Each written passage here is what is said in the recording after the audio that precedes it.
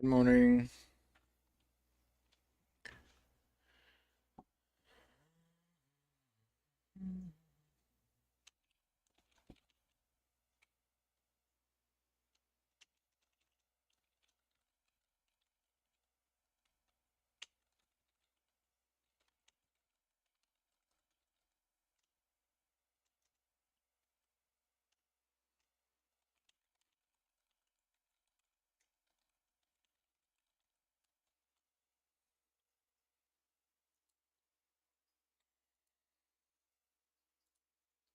Just getting everything set up this morning.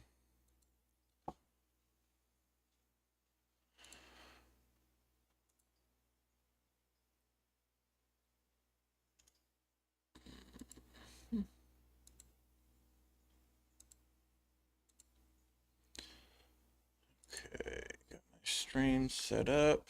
Looks like everything's working.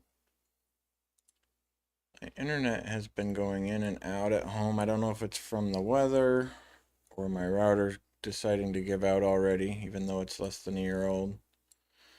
So I do apologize in advance if I go offline. I've been troubleshooting it and I think I have it working better, but sometimes stuff like that takes some time to figure out what's going on.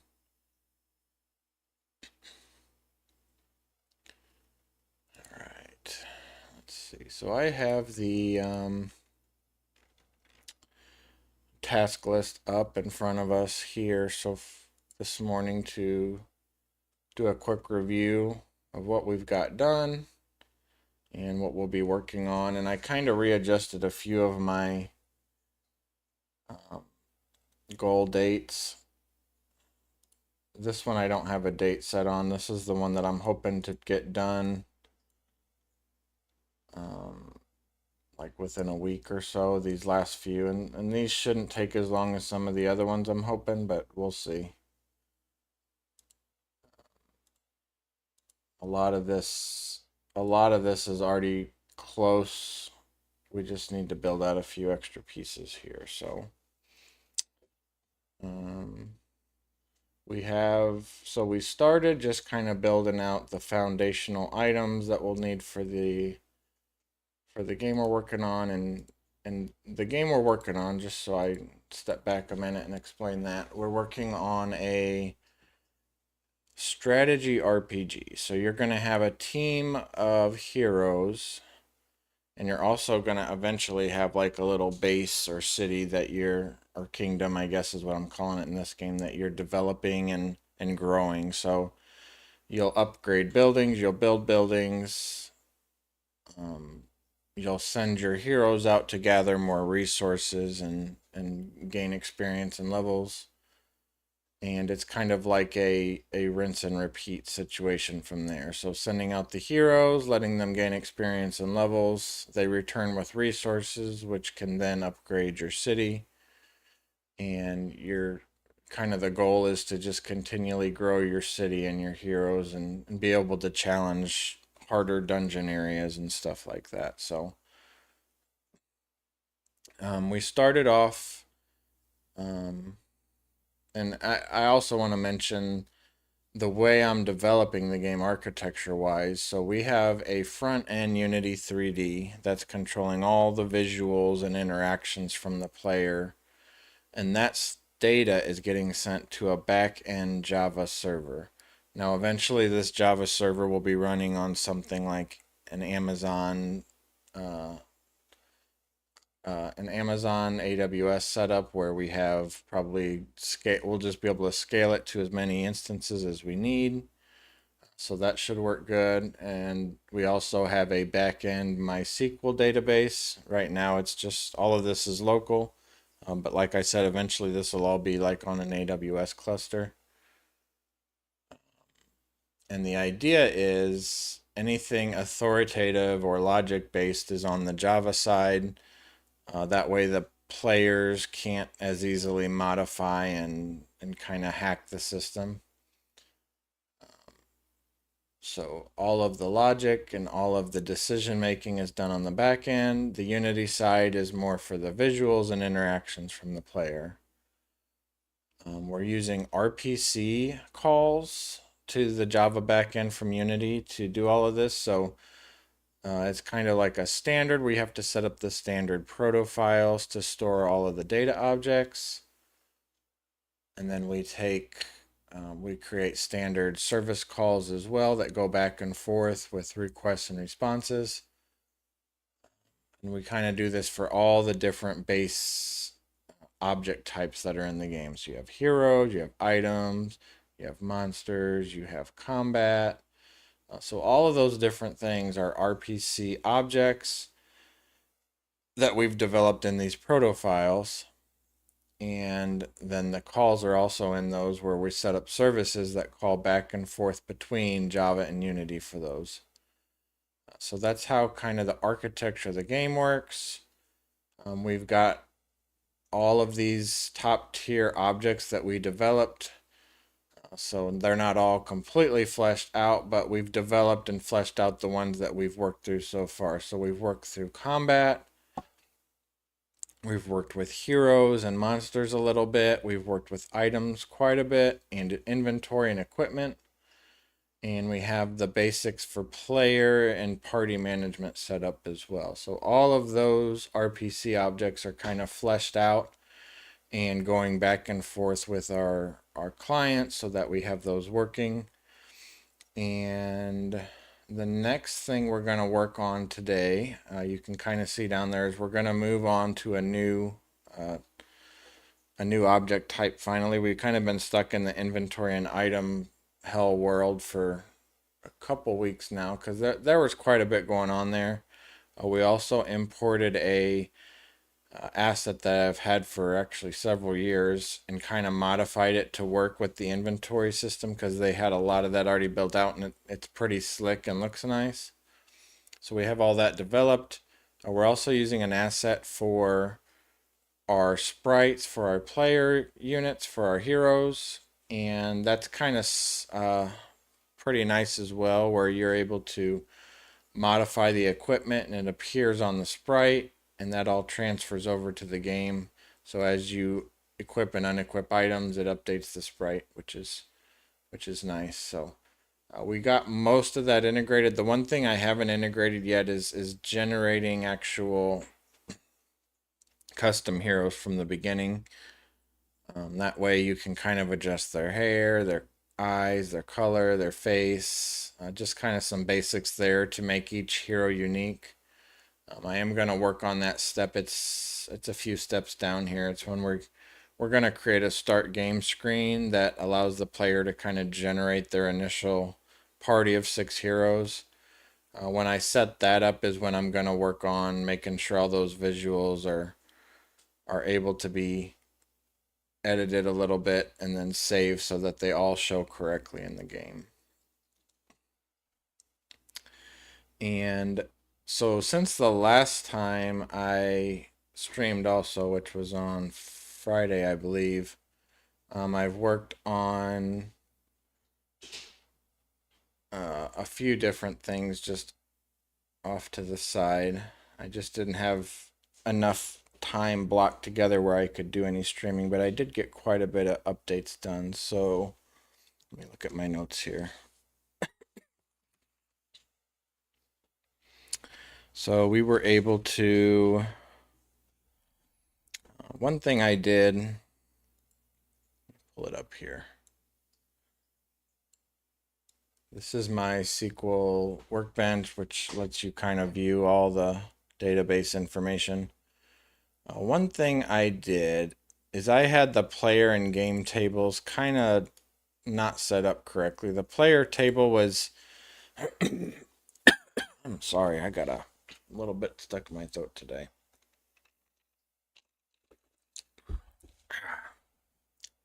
So I had the player table kind of set up where it had game related data in it. It wasn't really set up in a good way where if you had more than one game per player, I didn't have a way to manage that. There was there would have been overlapping on the player ID. So because I had game information in here. If someone created two games, all of a sudden they would have had two different player IDs. So that was messy. And also the game table itself really didn't have any data related to the game. It had the game name, the time elapsed, and the game ID, and that was it. It didn't have all the stuff that was actually tied to the game. That stuff was in player for some reason. I'm not sure why I had it set up that way from the beginning, but so I did some refactoring. I moved the fields related to a game to the game table where they should be. So it saves the username tied to the game. It allows the player to name the game. So think of like a save game screen where you're able to kind of name your saves. That way you can kind of keep track of which one's which. You can name your kingdom, which we haven't even made it anywhere near that far in our development phase yet. It keeps track of the game state. That way it knows how to load the game back up, which spot in the game you currently saved. And then this is just all based on loading the proper data back up. So the game table is fleshed out now where it kind of controls all the game related stuff when you first load. So it loads this game object up. It looks at the game state and it combines the game state with these IDs over here to determine what scene to load and what data to pull from the database for that scene, as well as the username, of course, that comes into play as well. And the player table has turned into more of think of like an account or a single entity for each person playing your game. So it allows them to put in their name, username, email,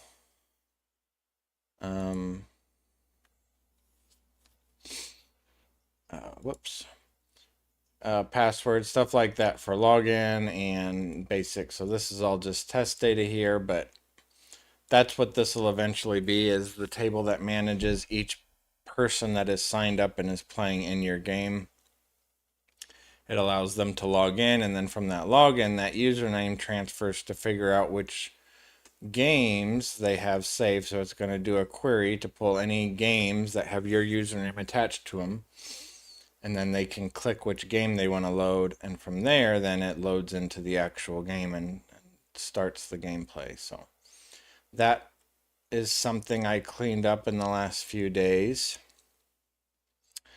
Another issue, we just had a few little bugs here and there on the inventory and combat systems.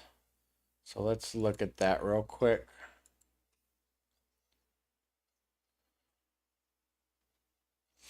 I'm just going to start up the client so you guys can kind of see where we're at. I had several different little bugs I was working through. And then, like I said, that refactor, I had to go through each different service because I switched several of these. I used this new setup with player and game. And then there's this new idea of a unique username game ID kind of combined together to determine what's unique to a specific game. So for example, in the party table,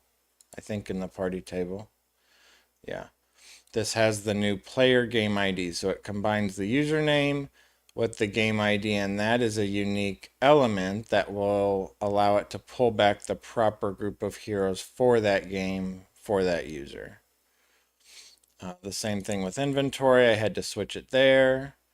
I had to switch it in the combat table. So several different places I had to kind of update my logic. And that way it made sure if I create more than one game for a user, it was going to work. Otherwise, the way I had it built, if a user created a second game, everything would have broke the way I had it initially set up. So inventory as well. I don't know if I looked in here. Yeah, several spots. Anywhere where you're saving an object specifically for a player within a game, I had to make this update. So this is all updated correctly now, and it's kind of tied back to all the services. I had to make several updates here and there and make sure the queries and stuff were also querying this way for this new data instead of the old data. So, and then in the game, one of the bugs I had was when it regenerated combat, it was acting kind of funny where if I clicked play, sometimes my heroes would immediately attack, sometimes they wouldn't attack immediately. It was kind of intermittent, and I figured out what was going on there was I have some logic on the server that says if the amount of time that's passed is greater than 250 milliseconds, or actually I had it set where if it was greater than 5 seconds, then this is either a new combat or it's just been paused for a long time and we need to just adjust the amount of time that's elapsed to 250 milliseconds for that next tick. And what that was doing was, because it was set at 5 seconds, if they regenerated combat, so let me kind of show you here. And it did this because it saves, I mean, this is another like little thing I'll have to work through, but it kind of had the last data saved in, so it didn't really run through anything there. But this will actually reset combat now.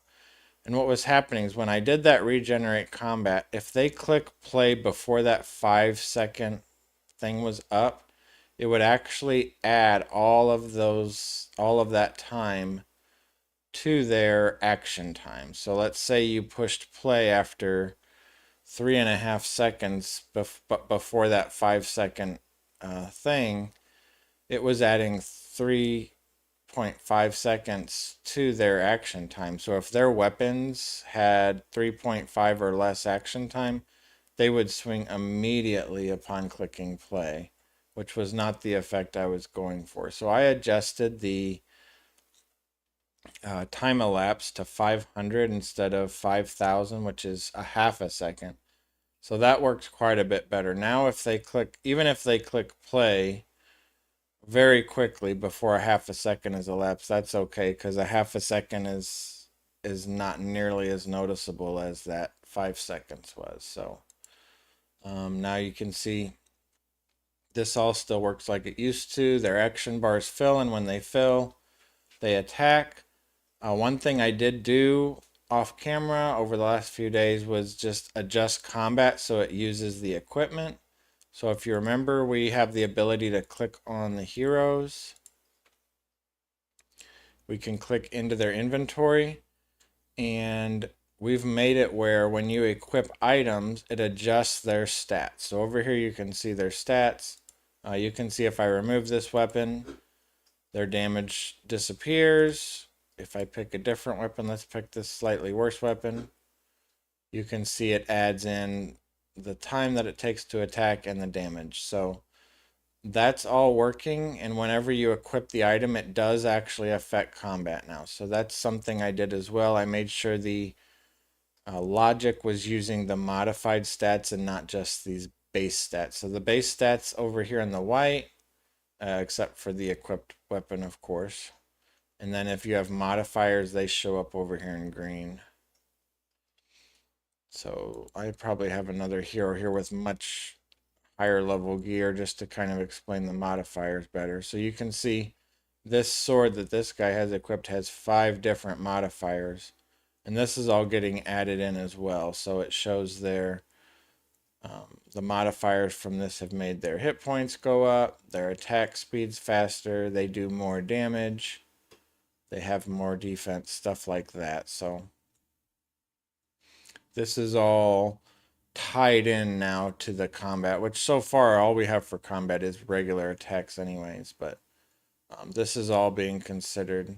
Now, one thing I do still want to do for this is I don't have the actual base stats up here. So let's say strength, intelligence, endurance, agility, willpower, and speed are all like the base statistics for each hero. And as these stats grow, they should be making some of these other things get modified. So a good example is as strength grows, the damage should grow as well. There should be additional modifiers over here for damage, and I don't have that part developed yet. Eventually that will happen where as the strength grows, so does their damage.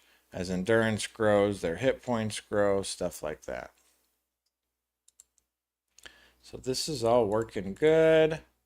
Of course, now that I've got the weapons working and doing damage, plus I put in some really high level test weapons like I said, this guy has a level 40 weapon equipped and he's a level 2 fighter. So of course that's totally jacking up any type of balance I might have had between combat. So almost as soon as I click play, as soon as these guys attack, almost everybody's dying over here. So I'll have to kind of clean up the balance levels. What I'll probably do is take out all these high level weapons I had in here that have generated, remove them from all these heroes and kind of start fresh with the right level of weapons. So that's something we'll have to do when we get to that next testing phase, where today we're going to work on actually generating encounters and monsters. So right now, every time combat refreshes, it's refreshing with these same 4 enemies every single time, and that's not what I'm going for. I want monsters themselves to be randomly generated. So one wolf will be different from another wolf. Their stats will be slightly different just to give it a little bit level of randomness. And then also I want the encounter. So all of the enemies that are part of the battle should be randomized. You shouldn't always have 2 wolves, a large rat, and an evil fairy. It should be a big combination of things happening to determine what the encounter is. And the main thing is the area you're in should determine, and then just the difficulty of the area will determine how many of each monster appears and stuff like that. So that's what we'll be working on today.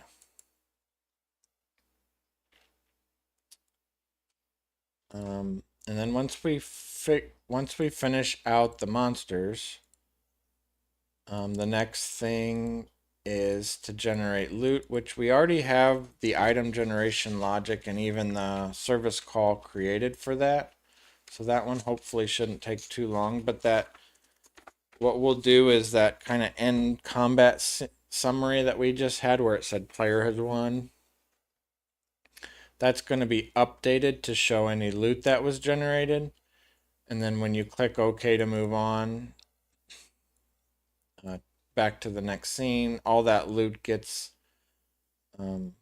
you'll be able to get to it in the party's inventory. And then you can equip those items, and it'll be able to adjust and make your heroes stronger. So that's kind of one little metric we're going to be testing very soon, to show that, just to kind of show the development and character building that we want from that side of things. This is kind of already working. Once we build out the monster generation and encounter generation stuff, we need to update it so it's using that instead of what it's doing now. So I guess these 3 things shouldn't take too long. The monster stuff we haven't done anything on yet, so it might take a little while, but these next 2 steps, like I said, I already have pieces of those developed, so they shouldn't take too long. And then I'm going to start working on that scene that I explained where a player can log into the game. So we'll have a login screen.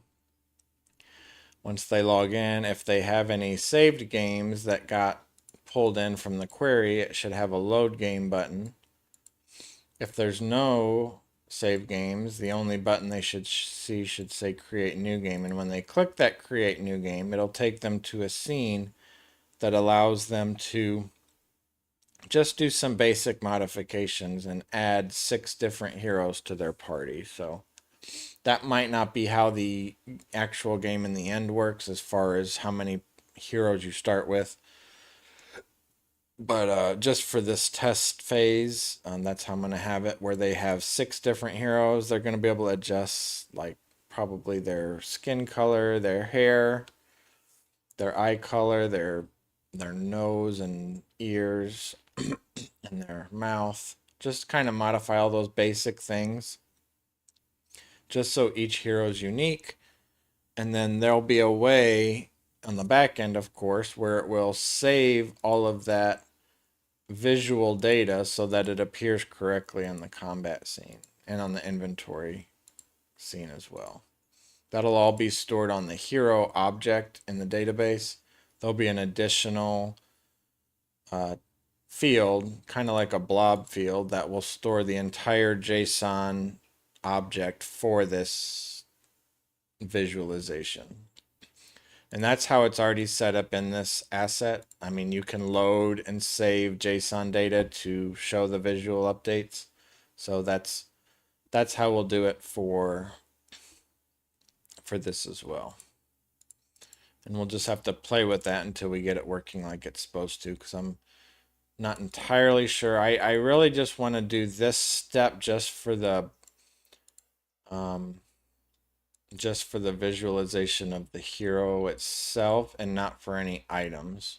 So I need to figure out how to save just the visualization for the hero without items on in this step, and make sure the inventory stuff overlays on top of it. So for example, when I go into the inventory scene, I want it to load the proper hero visualization, the base hero without any items, and then it should overlay that with the items that hero has equipped. So that'll be a little bit of tinkering to figure out how to do that, but I don't imagine that's going to take a ton of time.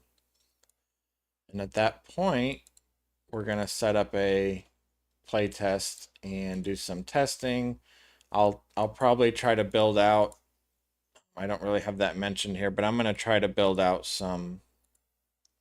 a decent library of items, base monsters, and stuff like that, so that there's at least a little bit of randomness in this first playtest.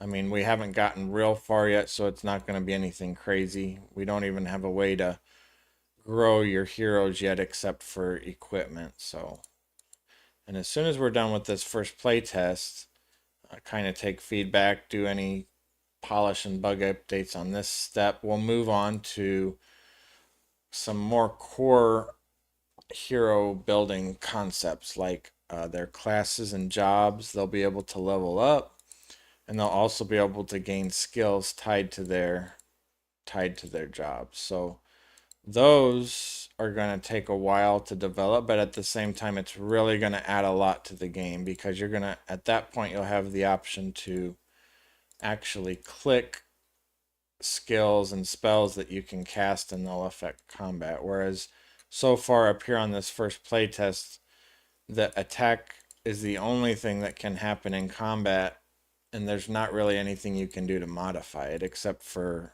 put different equipment on to make them stronger.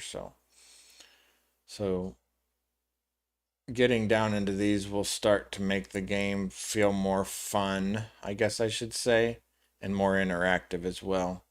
There's not a lot of interactivity up here yet, but they're all steps that we need to get the game working. So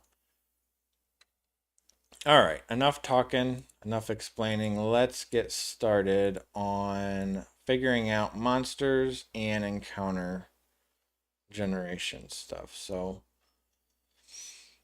let's look at, so right now we kind of have the monster table set up as, for one thing, it's just a singular table with the list of monsters that are showing up in combat. And what we need to do here, it needs to be set up similar to items. So if you remember with items, we have a base item table, and this is a static table that is kind of like the catalog or library of items that can be pulled from to generate random items. So these are all like the base items that the random item generator works from. So we need a very similar setup for monsters. We're going to need a base catalog of monsters that can be pulled from to generate monsters and encounters. They should have something similar where they have different levels. That way, if you're in a level 10 zone, it knows to pull from monsters close to that area. And what else? I mean, we need all the base stats from a monster should show up in there. And then we'll actually add modifiers to this, just like we did with items. So there'll be base stats, like the base HP for the Evil Fairy right now is 50. But you might have one that's like an elite version, and maybe it has double HP. So maybe it has 100 HP because it generated an elite version. And at the same time, when it does that, it should also probably give more XP for the elite version, maybe more loot. Some of their stats will be higher, stuff like that. So very similar to how items work, I'm probably going to have the same thing with enemies. So there'll be common enemies, and there'll be different rarities. So there'll be common, uncommon, epic, legendary, rare. And all those different rarities will determine just how many additional stats the monster is generated with. So that gives a random chance of additional difficulty that way. And it just kind of randomizes the game in general, where it's not all you're not always fighting the same thing. If you see a wolf, it's not always going to have whatever stats it normally has. So we're going to leave this alone. Eventually we'll get rid of this table. But let's create a new table. And we're going to just try to mimic what we did with items. That should hopefully save us a little bit of time on this step, because we'll be able to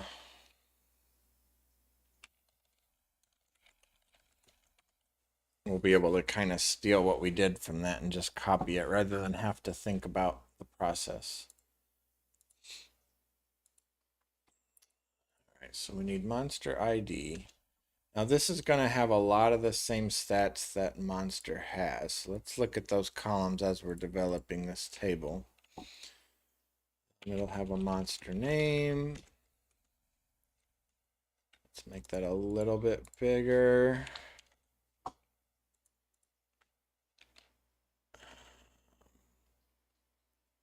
It's going to have level. That'll be a number.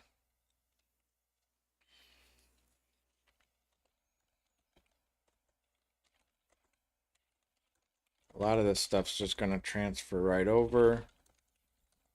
We do want the same fields. We just want a new table to hold all of this, and this will become a static table. It won't update.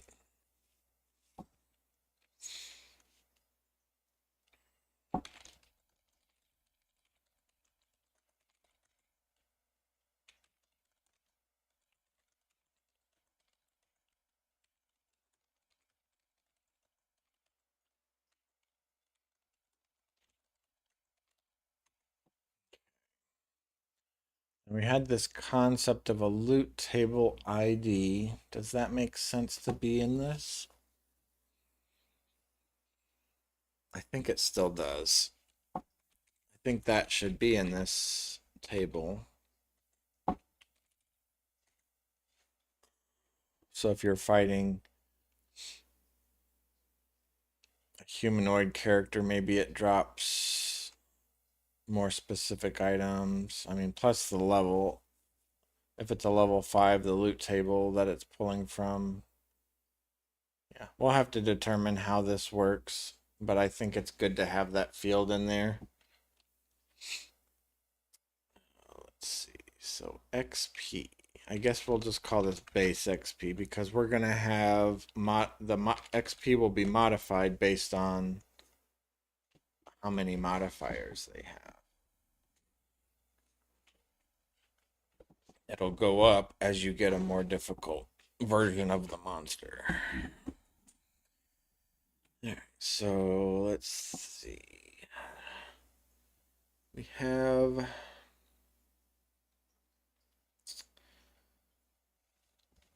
low damage, high damage. Yeah, this should all still work the same way. I don't think I'm going to change this. And we already have this all coded where it works with combat as well. So we really don't want to change any of these values.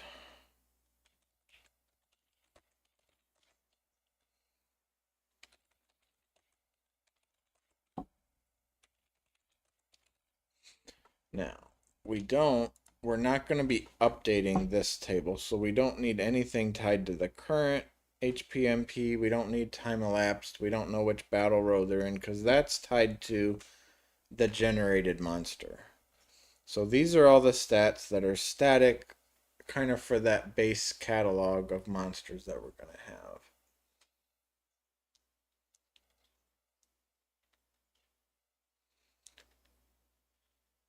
I kind of want to include another one for maybe for money. Like, we know how much XP that you earn, but maybe there should be another one for... Maybe money should drop as well. And then we can use that later on when we're developing the shops and stuff. I don't know. Does it need to be a specific field, or maybe it just does that based on monster level?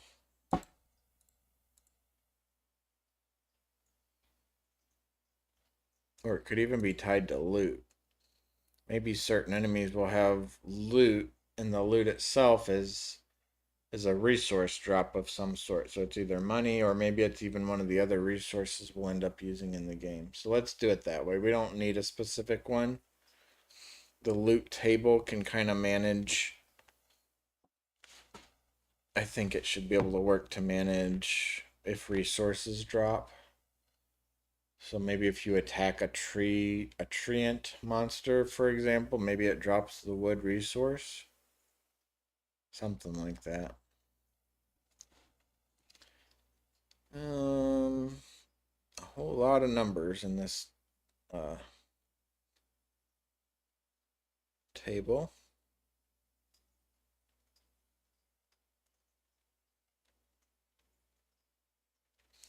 I think that's a good start. There might be a few fields that we're missing here, but we can always go back in and add them later. So that's our base monster class now. And then we also need a base monster modifier. So let's create that one as well. Then we just have to... all the stats that can be modified should be modified here. So this is going to be similar to item as far as how this is set up.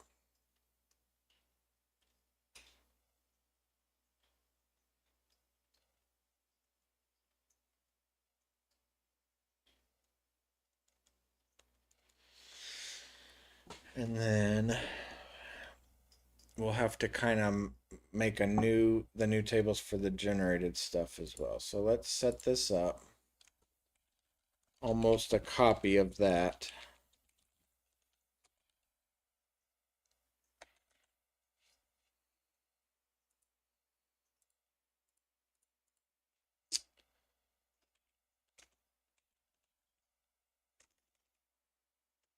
Um,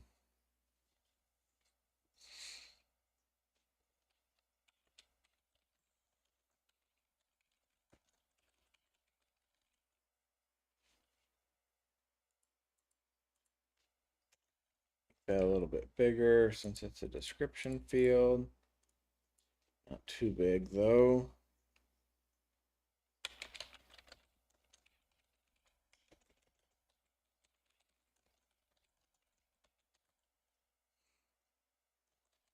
this is where it will kind of determine the random amount. So maybe it adjusts their damage by from 1 to 5, and that's what the low and high value would be. Would be the 1 and the 5. And it randomly generates a number in between those to attach to the generated monster.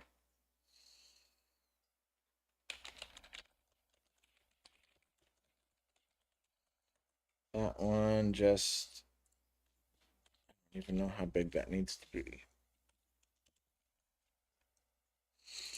That determines which modifier gets adjusted. So it might be strength, it might be damage, it might be defense, HP.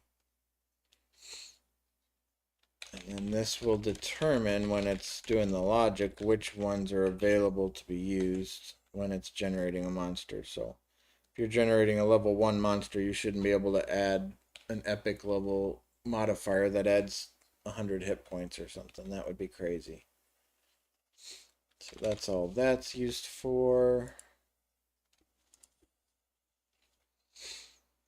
Okay, I think we're good. I mean, since this already works for items, it's really going to be almost the same logic for enemies. So the setup there should work fine. And now let's kind of look and think through.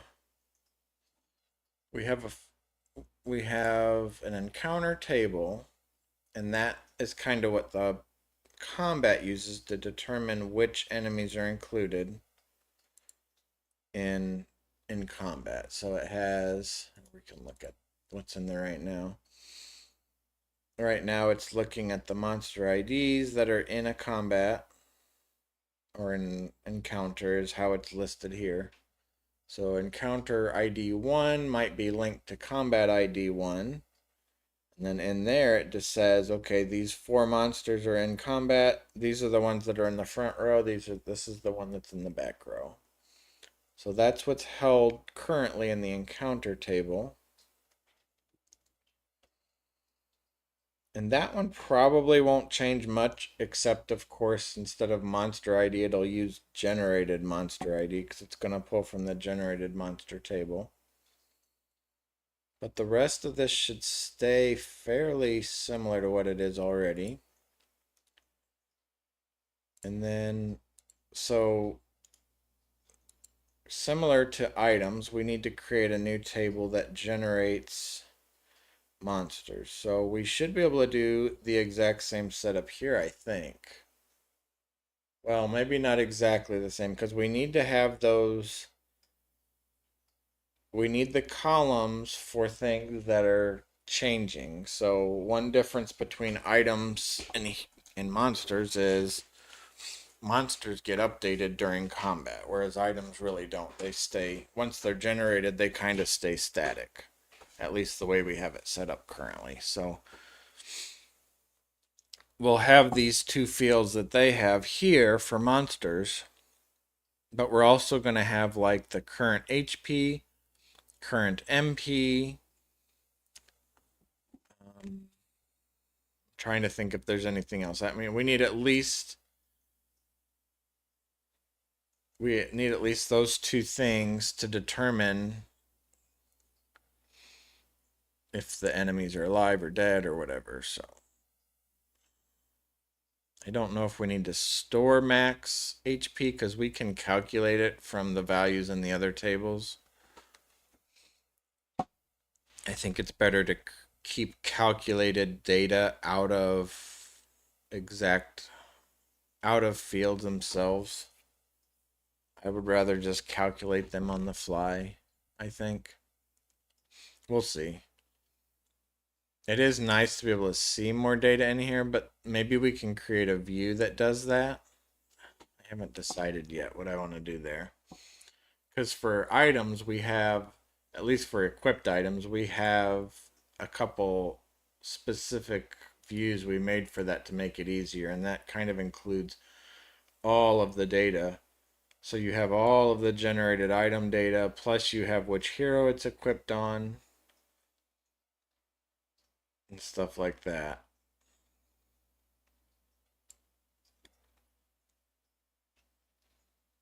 We'll need another field for...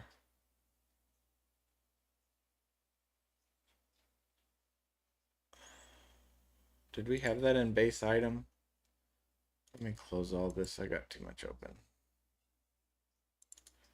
We need a field to store like the sprite info. Yeah, see over here for items we have a couple different things, and I think we're going to have to add some additional things for the enemies similar. So we're going to need something that determines what shows up on the screen visually for each monster. So we'll need some kind of sprite ID. I think sprite ID might be enough. I don't have an asset yet to do monsters, and I'm going to have to just break down and purchase probably the one that's tied to the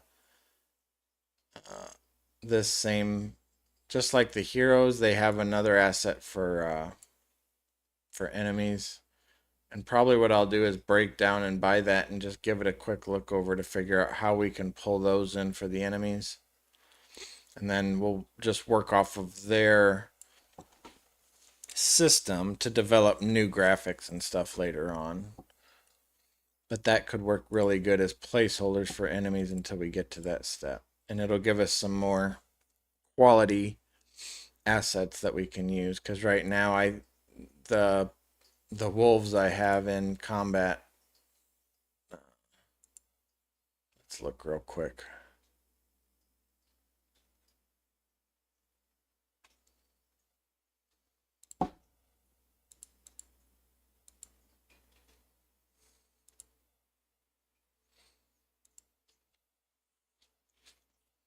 Yeah, these wolves over here were generated by AI just as a placeholder for now.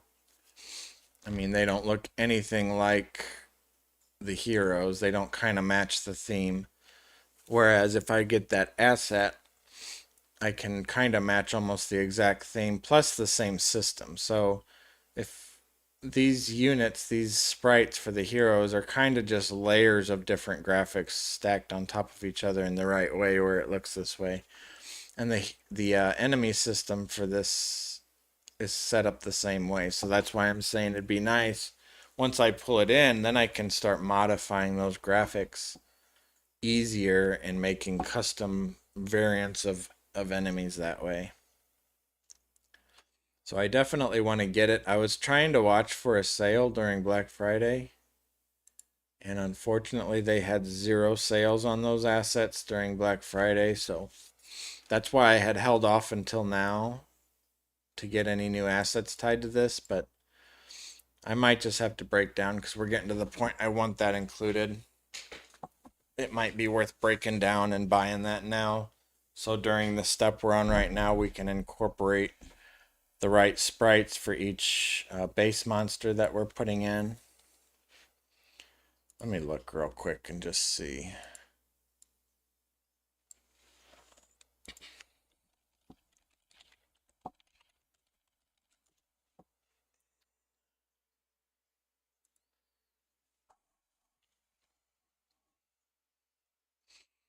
I mean, that would be crazy if it went on sale now during Cyber Week instead of Black Friday, but I doubt it.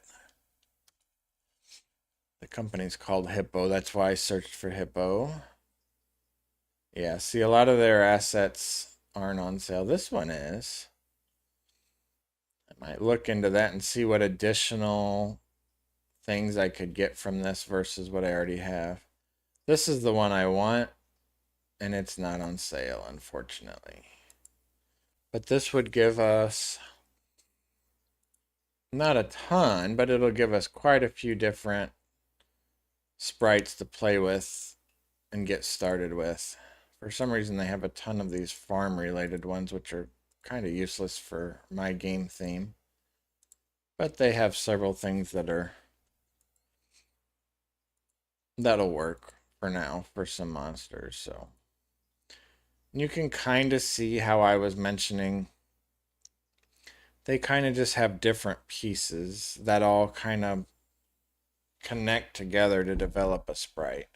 So you can see here they probably used a few similarities, like they probably have like a body They probably have legs, and they probably have a tail and a head component in these sprites, and each one can be adjusted separately to make things look different. So I'm hoping that we can figure out how to use that visual system and develop our own graphics, because I like their whole system, but they don't have a lot going on as far as originality on these assets. I mean, a lot of the monsters are just like wolves and cats and animals, and that's doesn't quite span all the different types that I want by far. Now there's plenty here though to do plenty of testing until we get much farther along. So that's why I still think this is an asset I want to pick up. Oh yeah, here's a little, this explains how it's all pieced together to make the graphics, which is nice.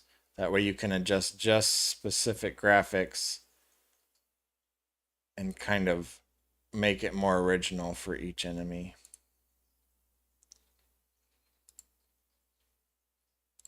Yeah, there's enough here. There's definitely enough here to get us started. And really, $40 is not a bad price. I just was hoping I could get it a little bit cheaper.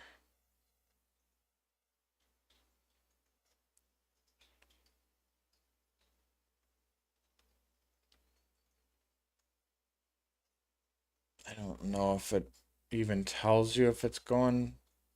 I thought there was a way to tell if something was going to go on sale or if it has been on sale. I'm not sure.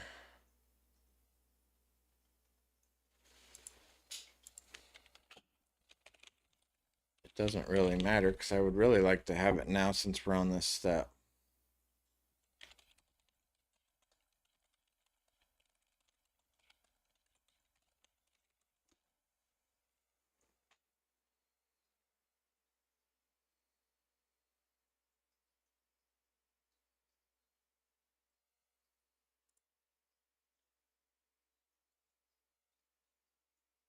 Yeah, there's nothing there that would help me figure out if this was going on sale. So a lot of people like this asset. And I mean, I've used other assets from this company and they're nice and clean. The code is, it takes a little bit of time to figure out, but I mean it's definitely set up good where it's usually doesn't have a lot of issues, and it's set up in a way that can be used on the production levels of your game. So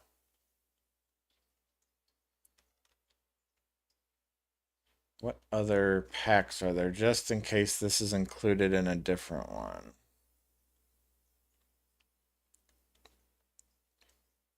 I have a backgrounds pack too, but I'm thinking I don't really need that one. This is literally just a few graphics stacked on top of each other for this parallax effect. And I don't, there's only 6 included. Yeah, I don't think I need, that doesn't really need to be themed by them. I don't, I can do that separate with different graphics.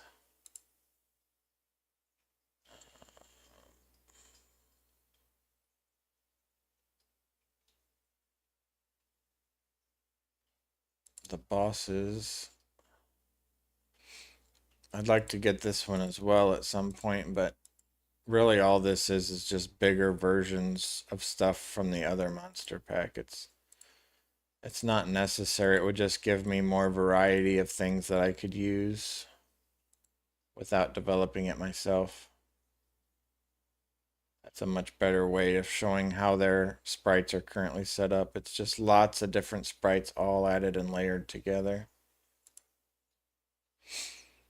Okay.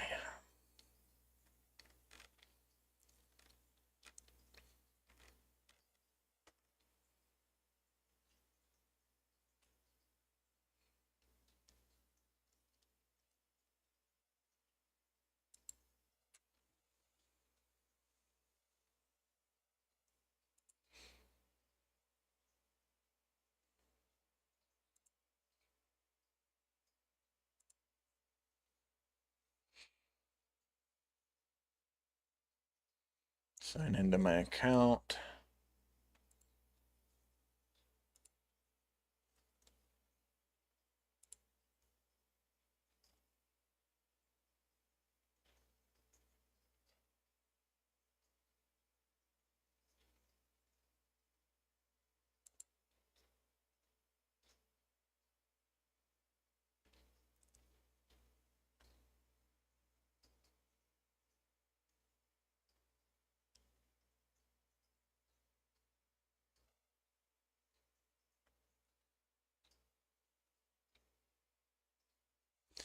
I don't know if there's a way to buy this outside of Unity and maybe it's slightly cheaper. Let's just double check.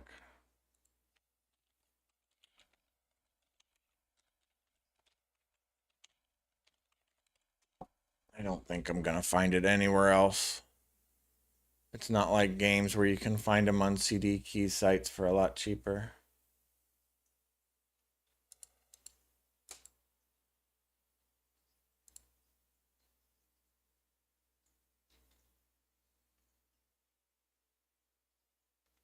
That's not true.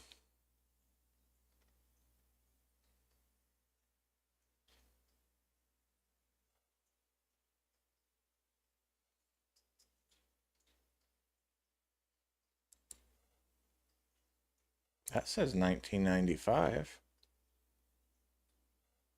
Although, is this a legitimate site? I don't know. All of a sudden, we're jumping to. Oh.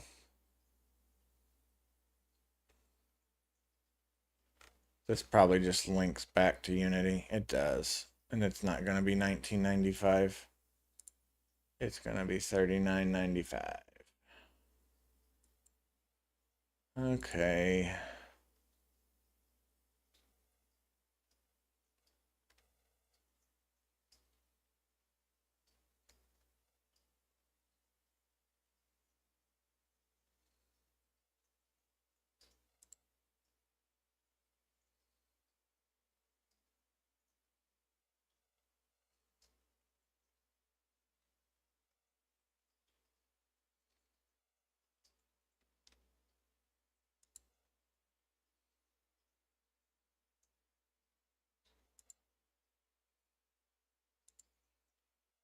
I don't know what this site is.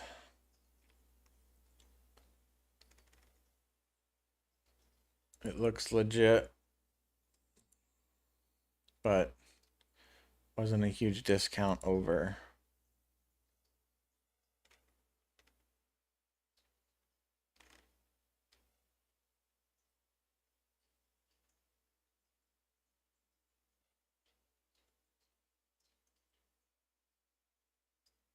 It's only available on those two stores.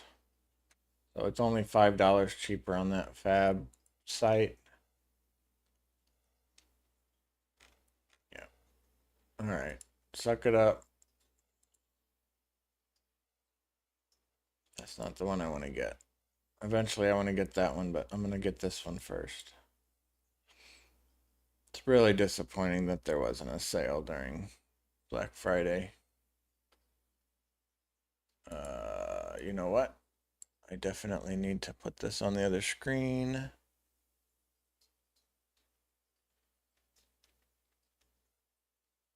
Don't want everybody to know my address and phone number and stuff. That would be bad.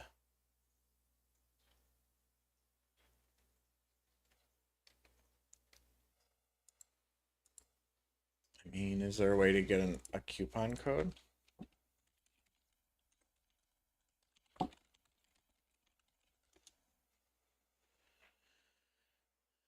Don't think so.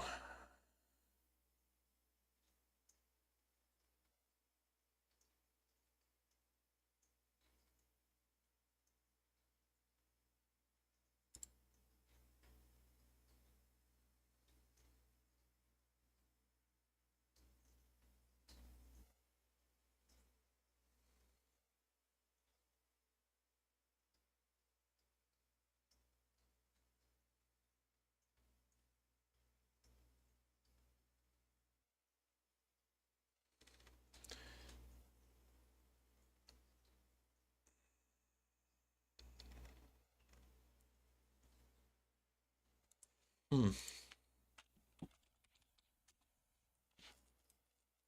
Can you tell I have a hard time paying full price for one of these? Because I know you can usually get them cheaper.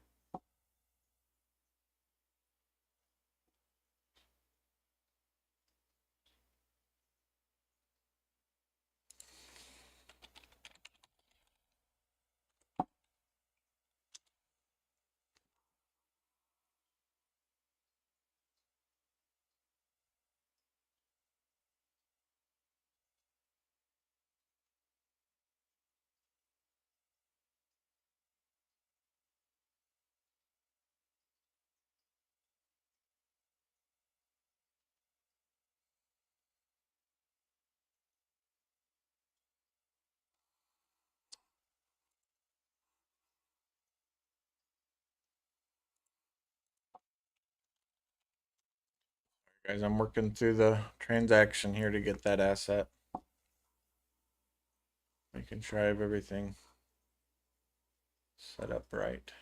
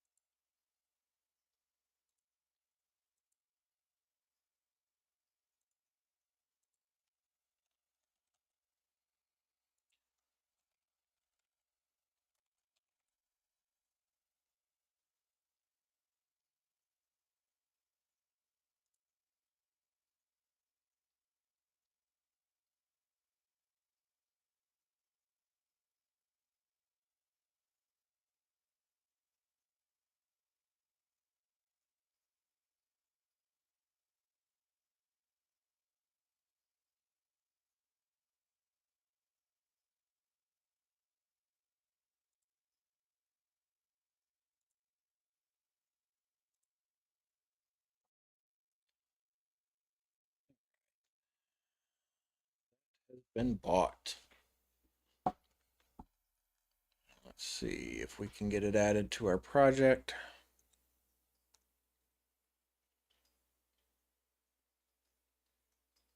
It's still loading.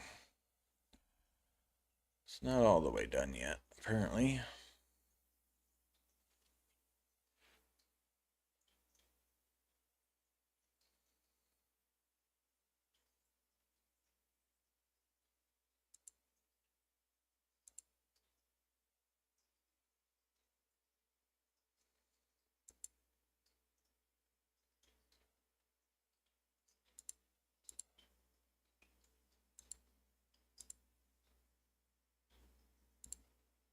All right.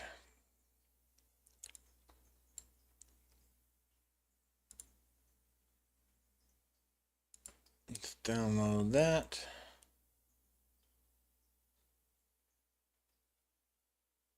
And import it into our project.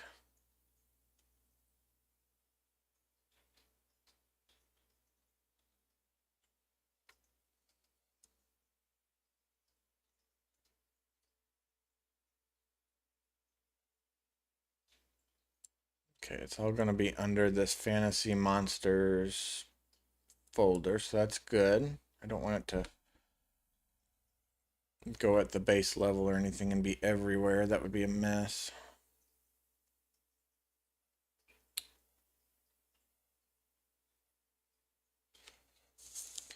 Now this will adjust how we set up the enemies in the combat, but honestly, we were going to adjust that anyways, and this should make it match how the hero units are working, so that'll be cleaner anyways. There's still a couple of bugs tied to that, so like when the summary screen comes up, the heroes are appearing in front of it, but I'm sure we'll be able to figure that all out.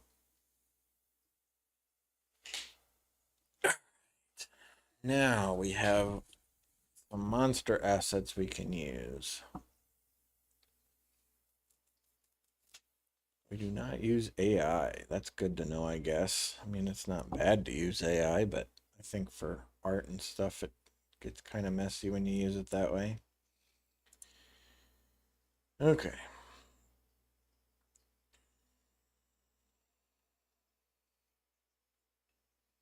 Write a review and we'll add a new character. Interesting. That's a good way to get reviews, too.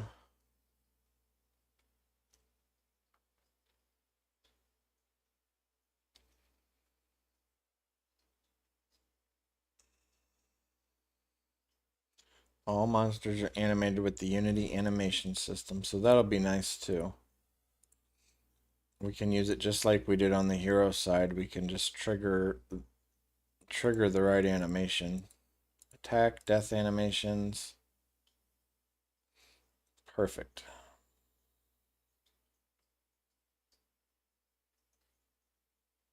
There's already some scripts included to help manage things. Sprite sheet export, but I'm not going to use that because we're in Unity. We want to use the Unity animation system. And asset manual and script reference included. So that's why I like their other asset that I bought. That's why I knew this one would be good too, is they have a good, at least good basic setup where it kind of explains how to use the asset, and the code itself is set up in a way where you can kind of follow it anyways.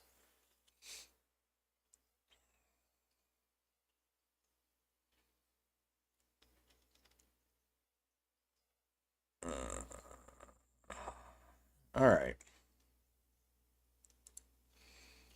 So let's look at how these are set up. Because we need to set up in our database, we need to set up a way to reference these new objects now.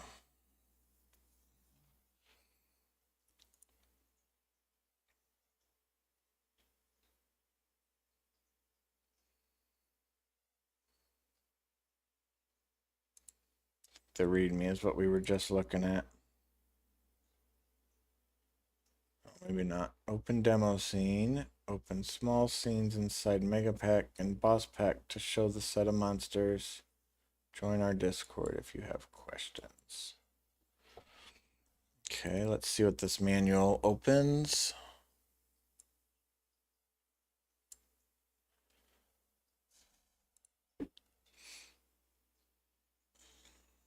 Not much here.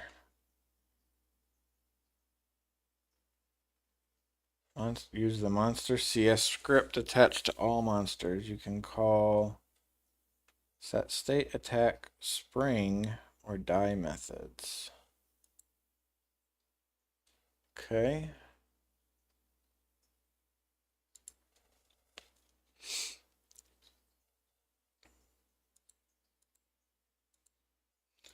See, let's look at the demo.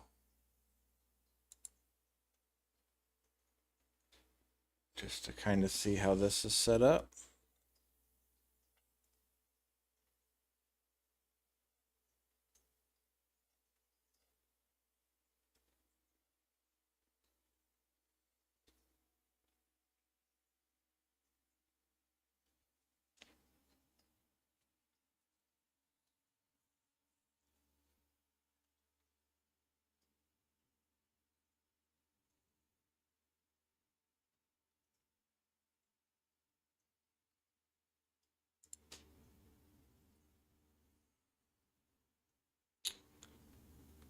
All right, so the demo scene, you can select which monster you want, and then these are all the different idle, ready, just looks like idle faster, walk, run, attack, death. Okay.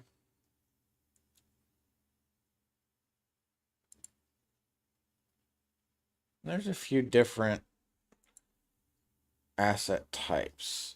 So some of these look like four-legged animals, but some of them are different. So that's good that we have a few different varieties that we can work with to create our own custom ones later on.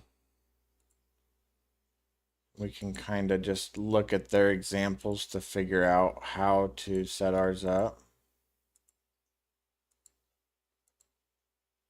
Oh, that's a cool animation. I like that one. His mouth, his whole head, his whole hand cocks back.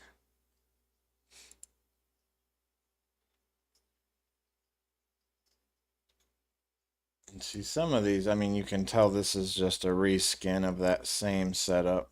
I'm sure this is gonna, yep, cock back and then swing, which is fine. A lot of games use that effect to get more sprites.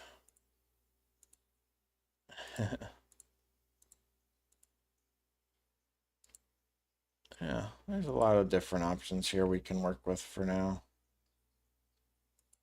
Mimic.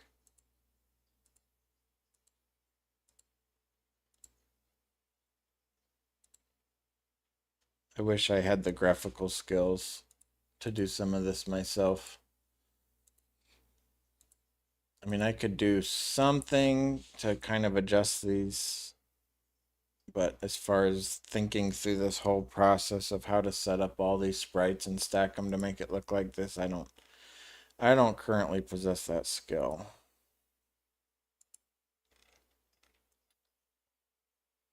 There you go. So our new wolf sprite can be this guy. It much more matches the looks of the game.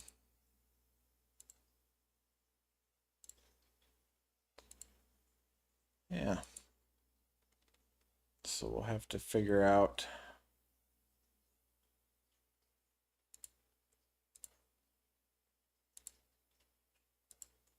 Yeah, a lot of these use the same animation. So the attack animation for these big humanoid guys, they just cock back and then they quickly swing down. This guy doesn't have a weapon in his hand, but I mean, it's still the same animation, you can tell.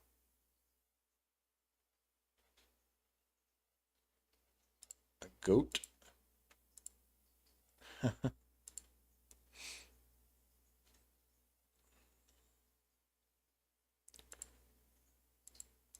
Yeah, there's no animations for that. I was just curious.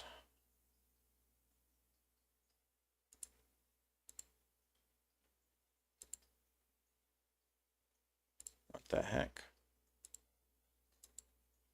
See, this one you could somehow add an additional. You could make it when they attack, it shoots something. It starts a new sprite out that flows forward. I don't think I would use that one, but I mean, you can adjust these, as I guess what I'm saying. You can customize a lot of this.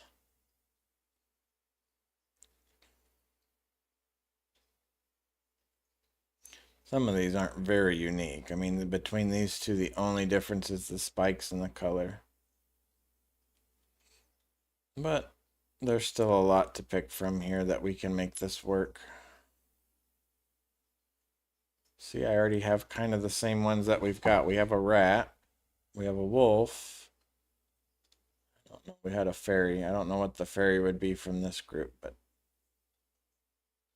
we don't really need those same guys anyways. We'll be able to create some more custom more types now. We can use these as some help in determining what base monster types we want to start with for testing.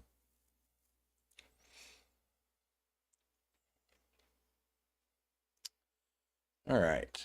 That's good. Just kind of wanted to look through what we had there. Now it said to look at the Monster CS. Let's see if we can find that. Scripts.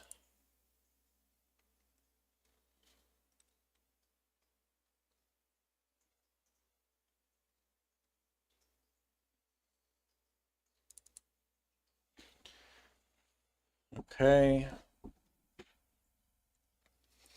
So this is set up very similar to how the heroes are. They have more options, but head, jaw.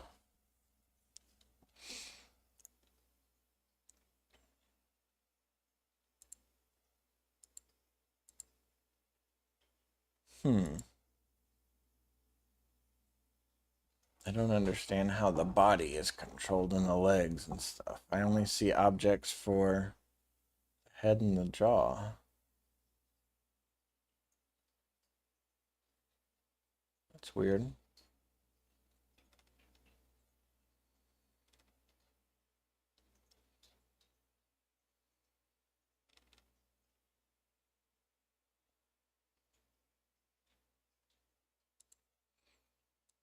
We can use this spring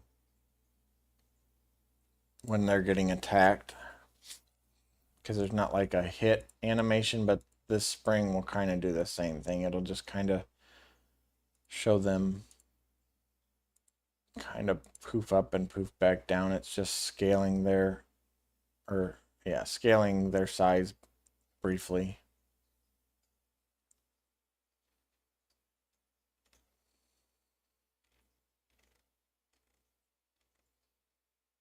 So yeah, we'll work on this. We'll work on integrating this after we finish creating the monster objects and the new service call and monster generation calls. But I just wanted to kind of see how this is going to work. So I think it's going to work very similarly to the hero side, the units for the heroes. So we shouldn't have any issues integrating this. We'll have to do similar, because these are sprites, they're not UI images, like just like the heroes. We'll have to do the same strategy where we place the sprite and then we just tell it to anchor to a UI element so it goes to the layout position that we want. And that should work.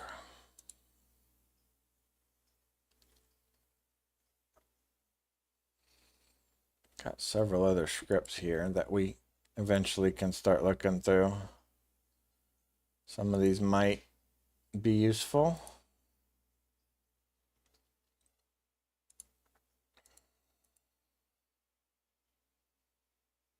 Don't know. Don't know. We'll have to go through it and see.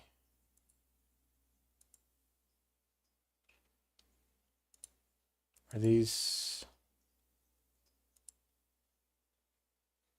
separate scenes just to show off the different objects? Is that what these are? It looks like scenes.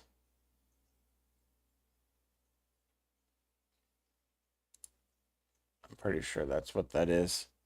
Just like in their screenshots for the asset in the store. I think this is just going to show all of them kind of together. Yeah, that's all it's doing.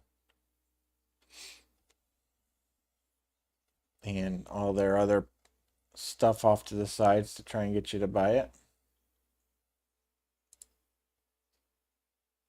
Yeah, there's a real good way to see how they're using the same animation structure and just modifying the skin and the colors and stuff. Okay.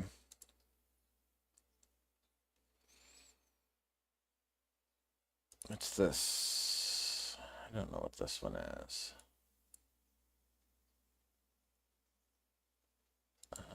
That might be nothing. All right.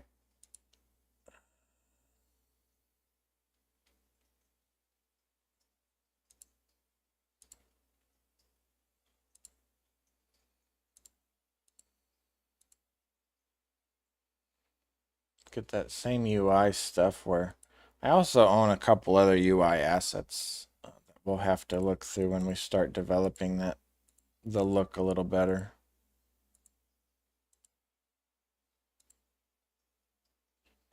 The fonts, I kind of like the font they use, but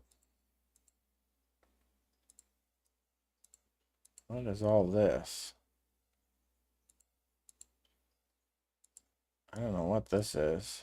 It looks like some icons.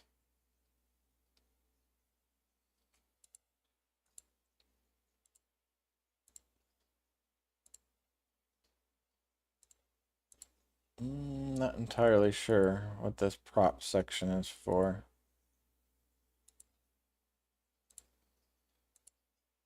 Are these just little pieces that are placed on the sprites in some spots? I don't think so. Could be though.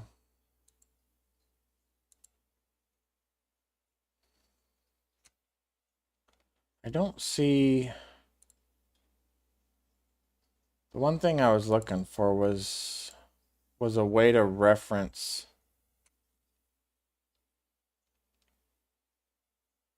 We might have to create a scriptable object that combines all of them, kind of like they did in the items for their hero thing. They have all the items and they just have them in an item collection. I feel like we need to do the same thing with all of these and link them somehow that way. So I need a way to pull. That's what I'm trying to think through right now, is how do I pull? They do have, it looks like they have a prefab for every one of these probably. We can pull in the prefab, but how do I link that in a database entry? I don't know.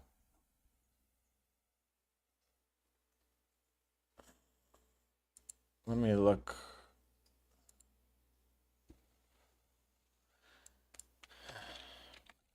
How to pick.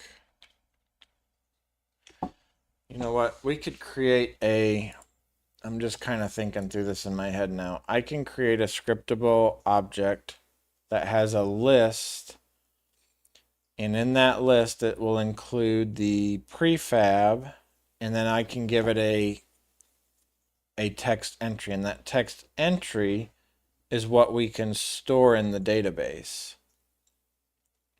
And that way when we pull that up, I can say find the scriptable object that matches this text entry, and then that will return the prefab that can then be loaded. So that should work. It'll be a little bit of busy work to add all this into there, but we don't have to add them all at the same time anyways. We just need to add the ones we're using, so it won't take that long at all, because we'll probably only use a dozen of these or so for this first test phase. Yeah, see, they all have a prefab. And that prefab will already have all the visual data on it. And when we load it in, we'll just attach our scripts to this when we load it up. So we'll instantiate this prefab, and then we'll add component any scripts that we need it to attach to. So we'll have our own monster unit script that attaches to these, and that will store all the data for the monster, like the hit points and stats and stuff like that. So that should work. So what we'll do is we'll create another field. Like I said, it's going to be just a text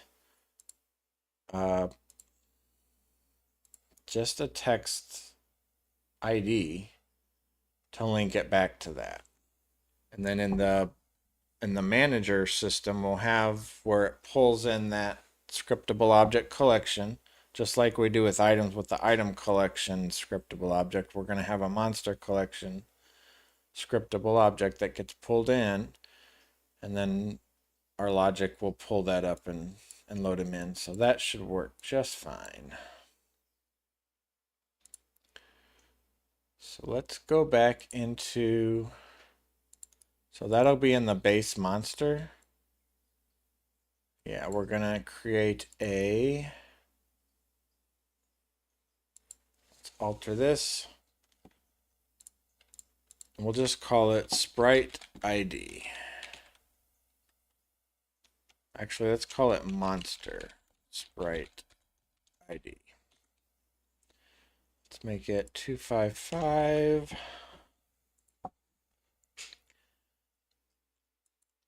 And apply. All right. That will allow us to pull up the correct sprite, or prefab, I should say, the entire animated sprite. All the rest of this is tied to our system. All right, that looks good.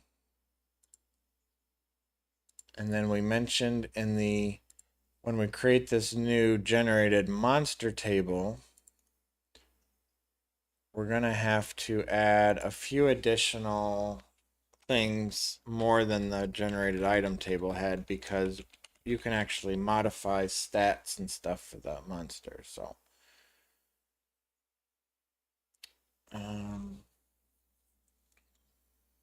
generated monster, generated monster ID. Let's look at the columns in here. So we need to know which base monster this is part of.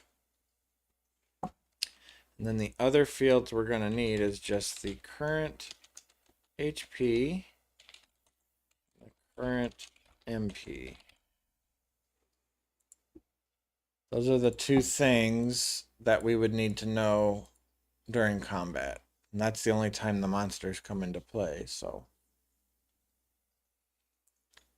All right, so that will work good.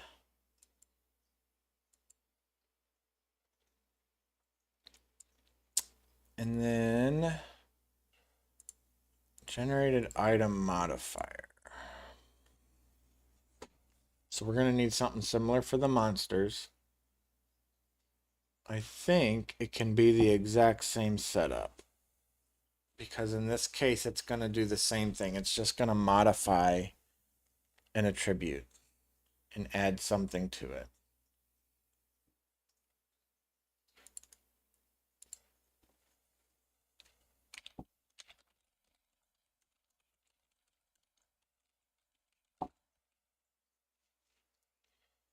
Okay. We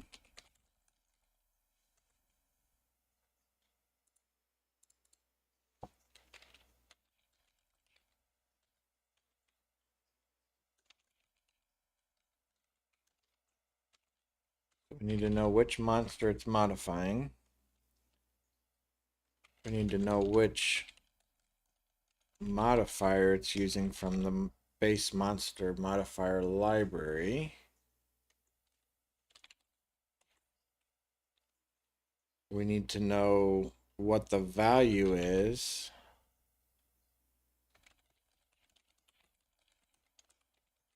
That was generated. So maybe it generated 10 strength. This should be the 10. And then the other item here is what stat. So this is the strength for the example I just mentioned. So this would read strength. The top one up there would ring 10. And that links it all back together. You'll have a list of these in the table based on how rare the monster is. If they're really rare, they'll have more modifiers.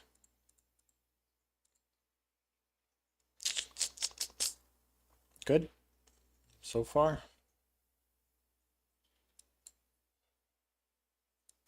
All right. Those are all the tables we need. Now we'll still have to do something with encounter probably. But like I said, I don't think it's going to change much. So we're going to leave it alone for now until we get that far. Instead of monster ID, it's going to use generated monster ID. Other than that, I think the rest of that will still work.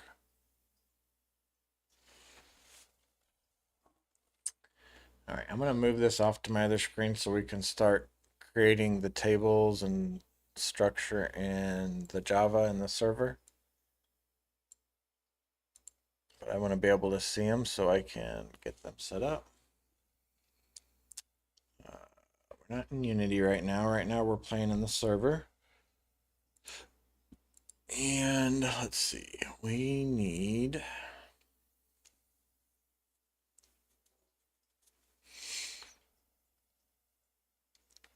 to create the entities that we just created. So we have one called base monster.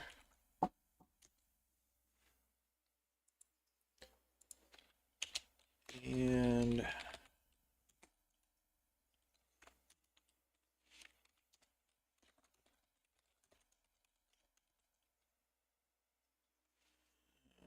base monster is the name of the table. I like to use the data so I don't need getters and setters. Okay. Let's see if that's enough to use the JPA generation stuff. So let's refresh the table list. There should be more tables now. Let's see what this does, if it links to this right. Base monster DB.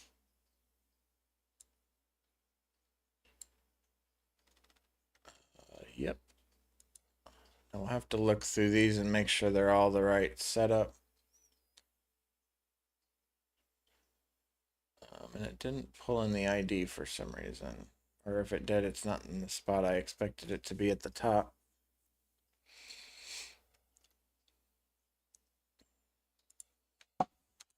Okay. Well, it did all the rest of them.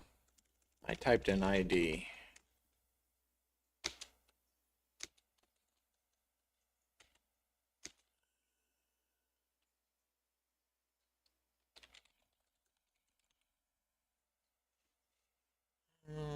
Looking to see how I name this one.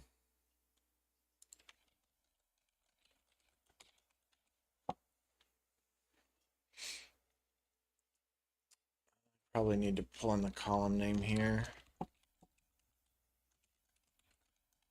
It might not match those up. I don't know for sure.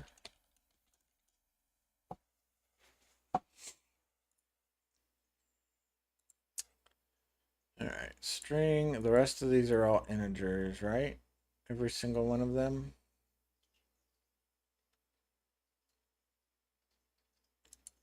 This one might end up being a long, but we'll leave it for now. We're not quite there yet.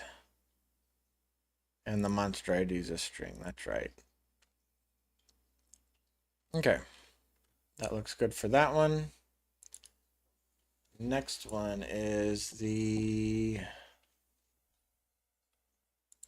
base monster modifier.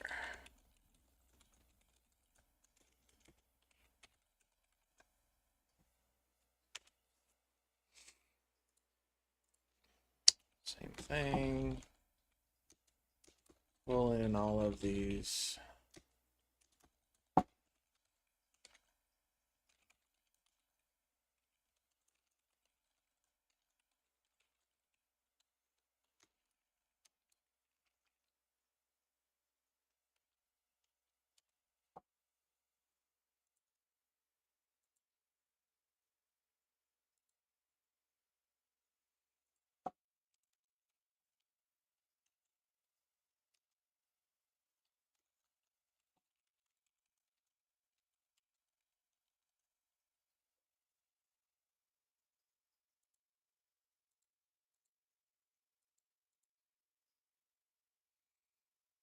I don't know why it doesn't pull in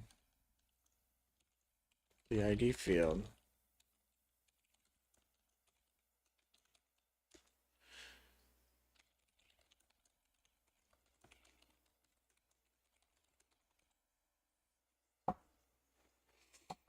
All right, that one's good.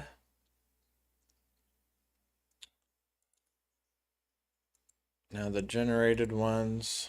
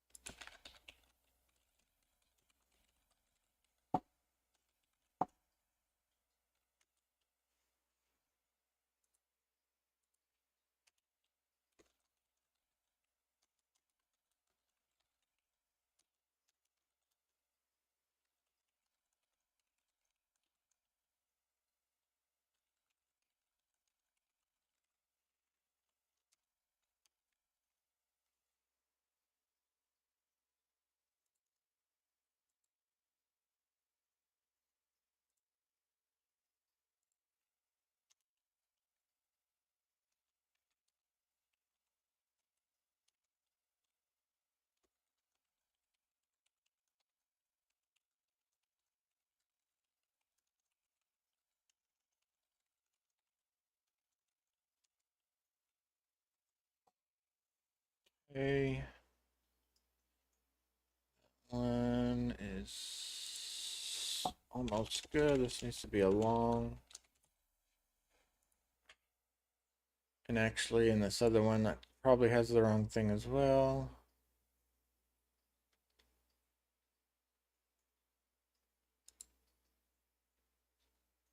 Oh no, that's the base one. That's right.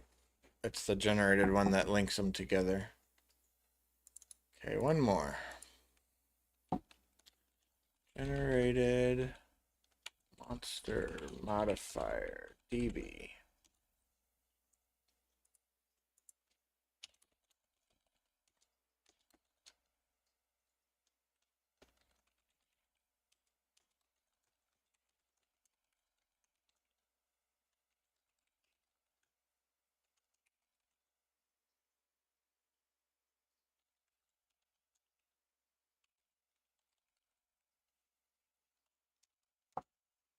Okay.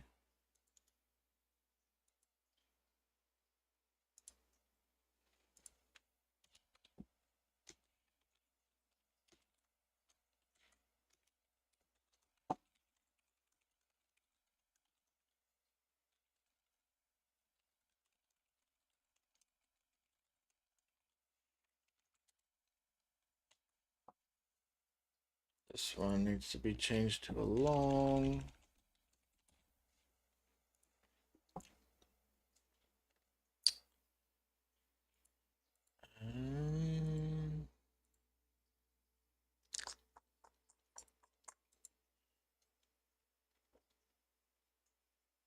I think that looks good.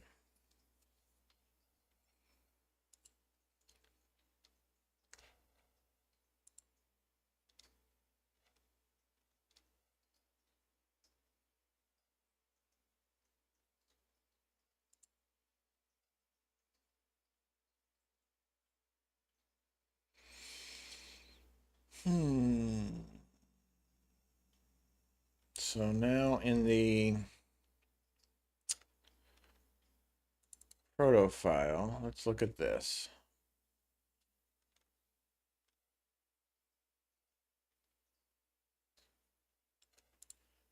Right now, we only have a difference between the common unit and the monster unit of loot table ID. But we also added, what else did we add?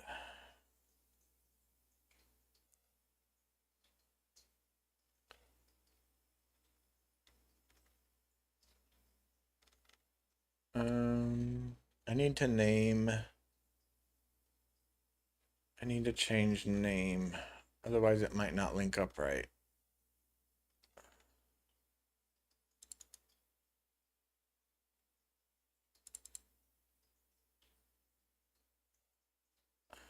This needs to just be name.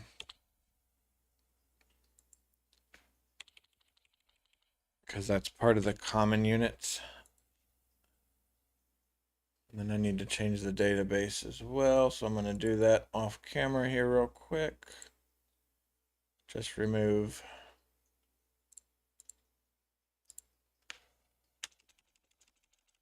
There we because that's part of the common unit, we don't want it to say monster in front of it or it won't link up correctly.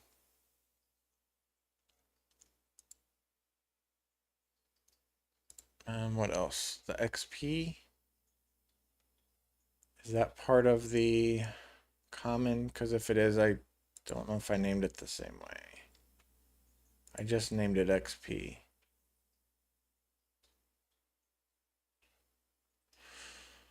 Do I have it that way in the hero?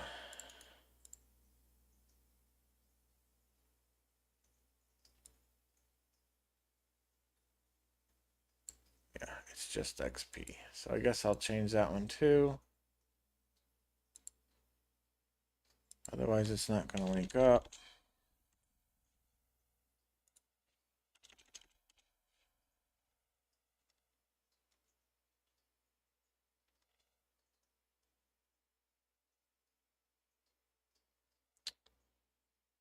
Okay.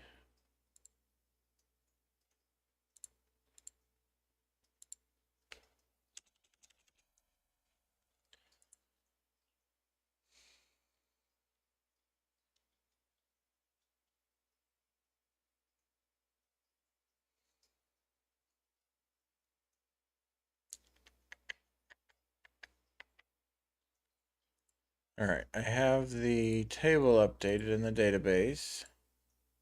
Should be able to refresh this and it should clean up this squiggly. All right.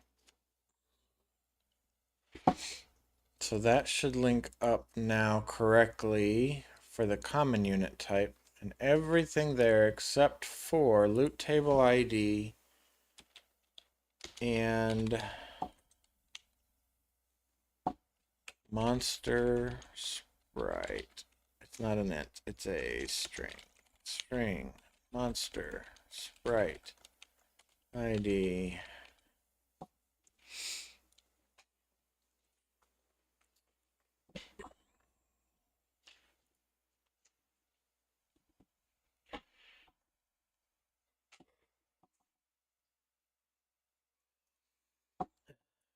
The only difference between a common unit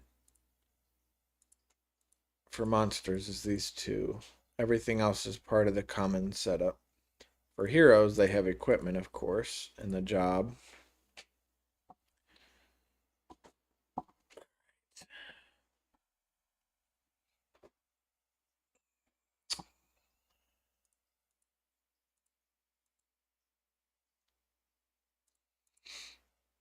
Okay, I think that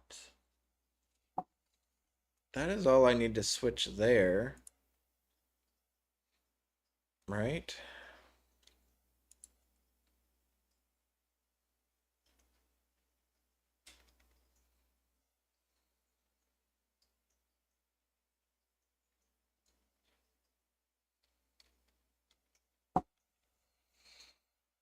We will have to add this monster modifier back. Let's see.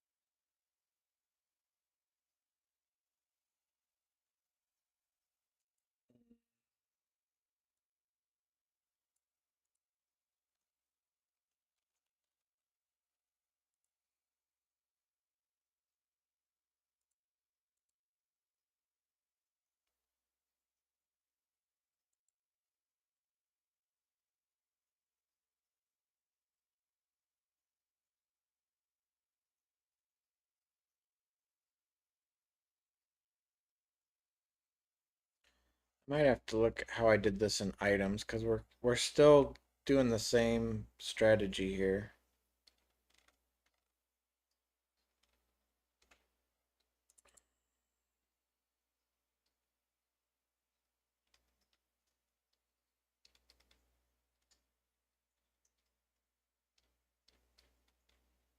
So we have a base item modifier and then we have a generated item modifier. And we also have the same thing with item. We have base item and generated item. So we're going to need the same setup here for monsters. So we have a monster unit.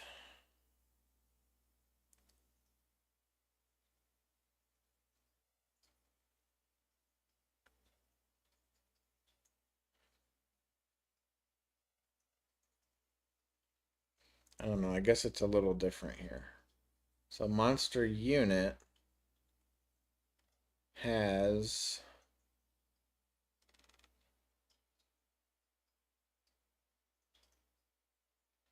an ID field.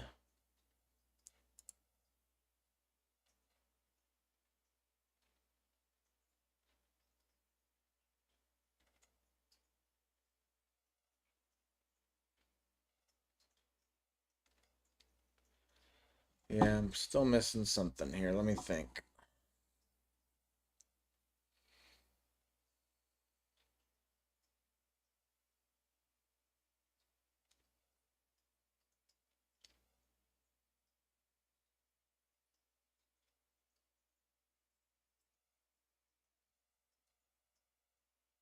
The ID for common unit, for the hero anyways, is tied to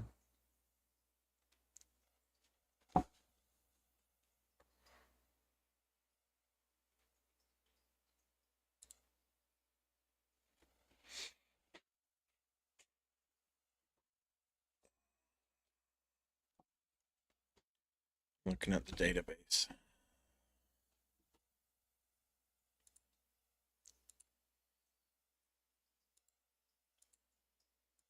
So hero ID links to ID in this object.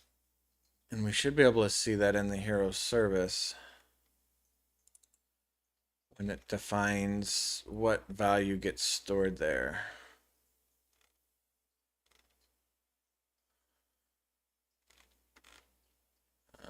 Let's see, set hero ID, get ID. So that's fine. We can use the generated monster ID as the ID field for common.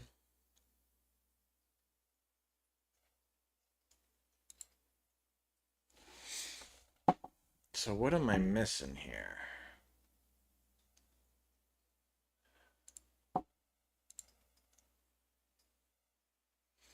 We have current HP and current MP.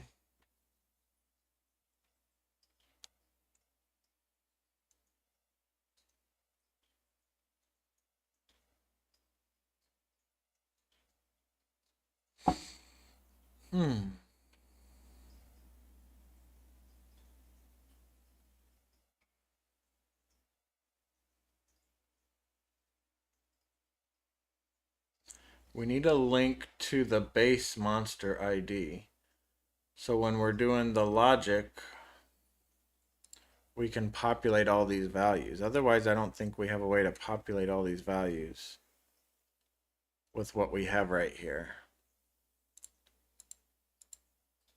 I think that's what I'm missing. So down here in the monster unit section, since this is unique to monsters, we need a base monster ID.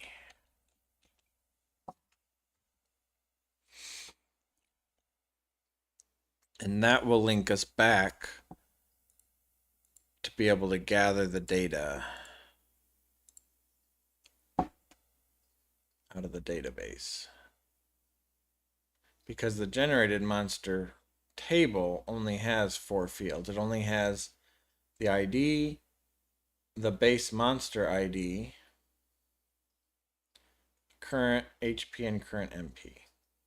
And I mean, that's definitely not enough to know the stats. I mean, the base monster ID is, but I didn't have it over here yet. So now we have the base monster ID here. Because it wasn't, the base monster ID was not listed anywhere in this mess before. And I'm just trying to think through the monster generation process and what do I need to make that work?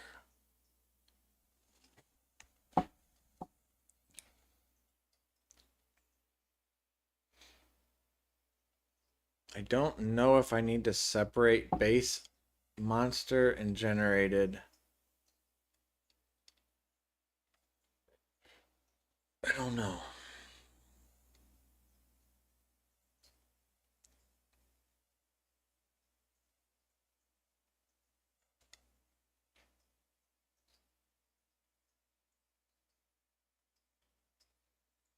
As long as I define these RPC, this is the RPC object stuff, you know, as long as I build these in the server, it doesn't matter how it's set up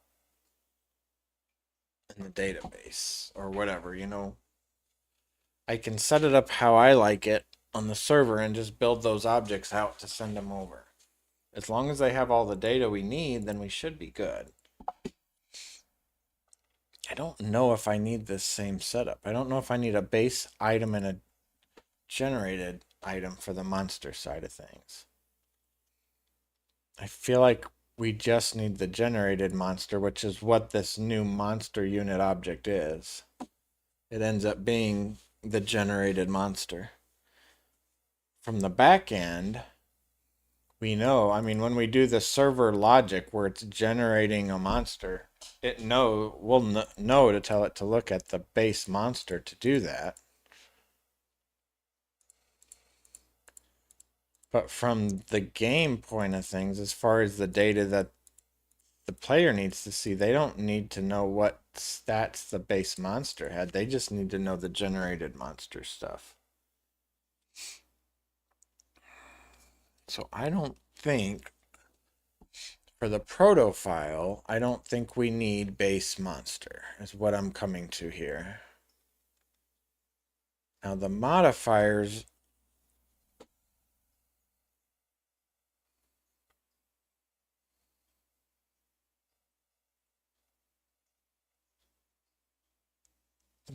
might be the same way. We don't need to know, I mean, we probably don't even need this for the items, to be honest. We're never passing the base item. At least right now, we don't need this. Really, all we're sending is the generated stuff with the item that was generated.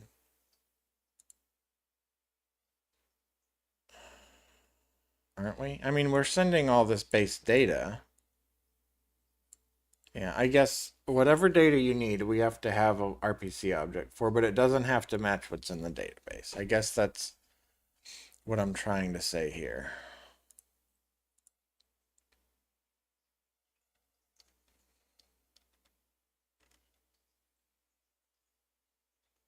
So as much as I said I should just copy what I had, I don't think I'm going to copy what I had.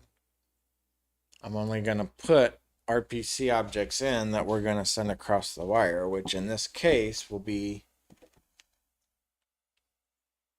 we don't even need to call this base monster modifier. We just need to call this monster modifier, and we need to make sure it has data that ties it correctly. So that's the generated monster ID, the modifier ID,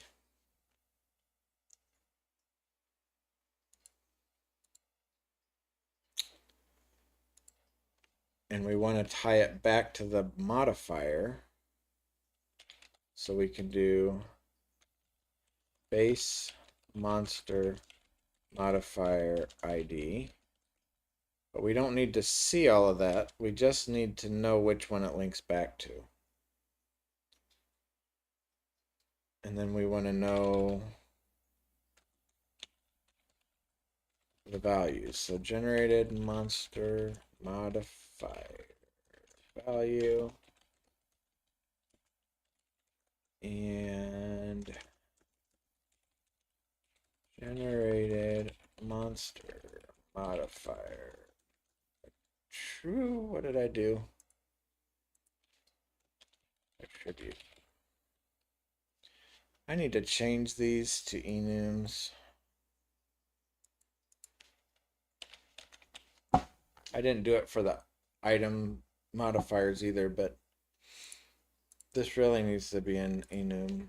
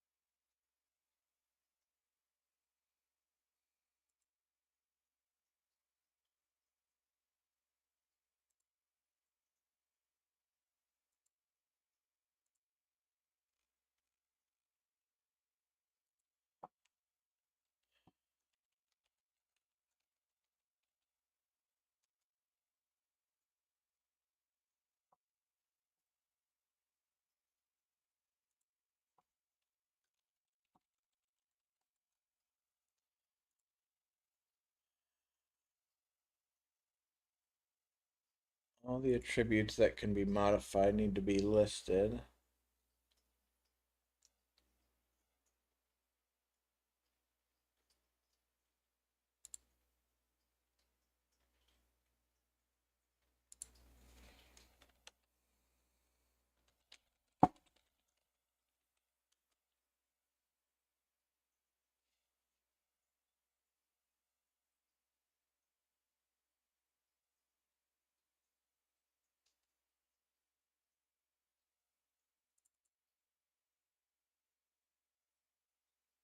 No, I already created one.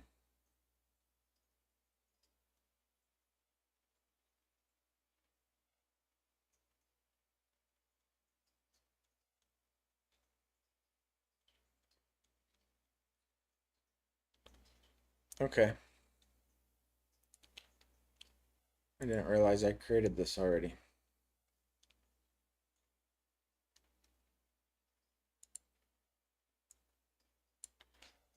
So that needs to be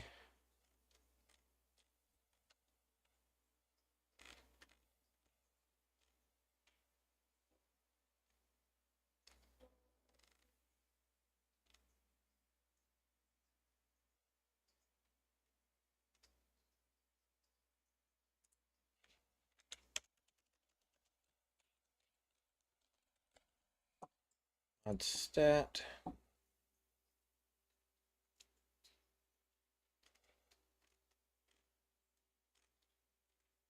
Okay.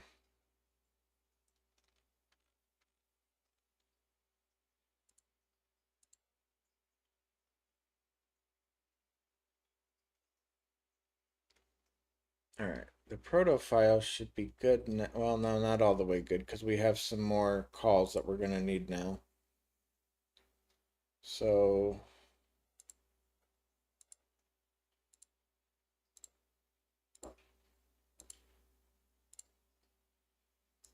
similar to item.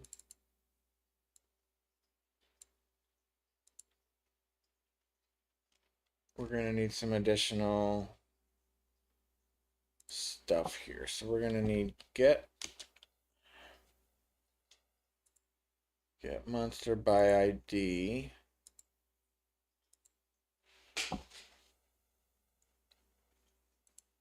That one will stay. We're going to have generate monster.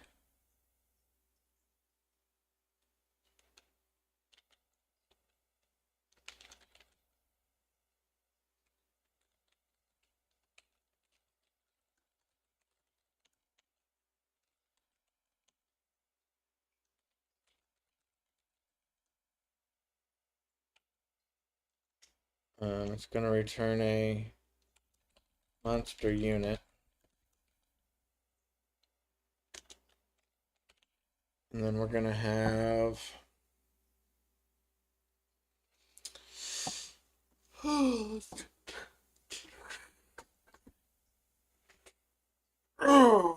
what else?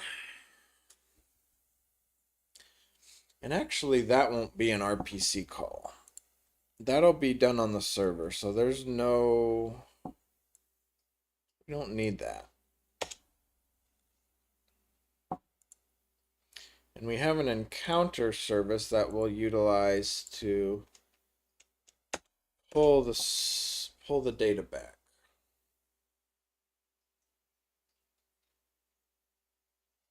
I think that's what's happening right now for the encounter anyways. Yeah, get encounter by ID. And the encounter object has the list of units that are in the front and back row.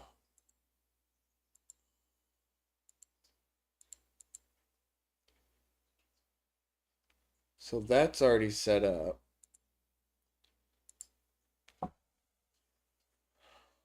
So do we need an RPC call for this, or does the server just need to change? That's the question here. Let me think. So when you trigger battle, it needs to trigger something to generate everything. So I guess we do need some kind of RPC call. It needs to just say generate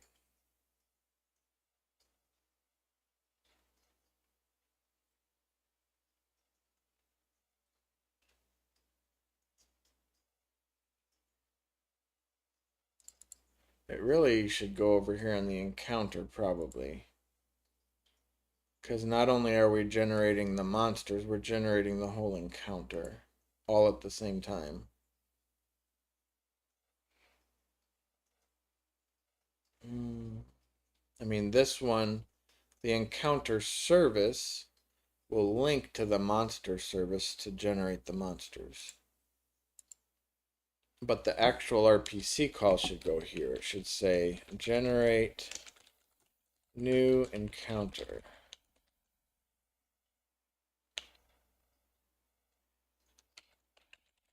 Counter generate counter request returns encounter. We don't need to even return the response. And then in the request,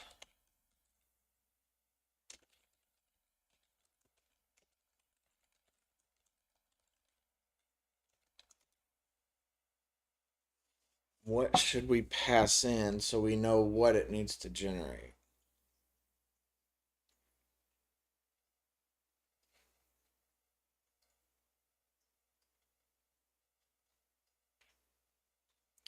For now, all this really needs to be is a level.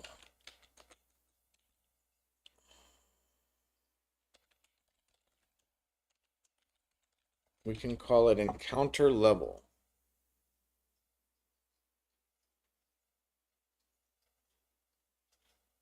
And whatever level it is should work with the logic to determine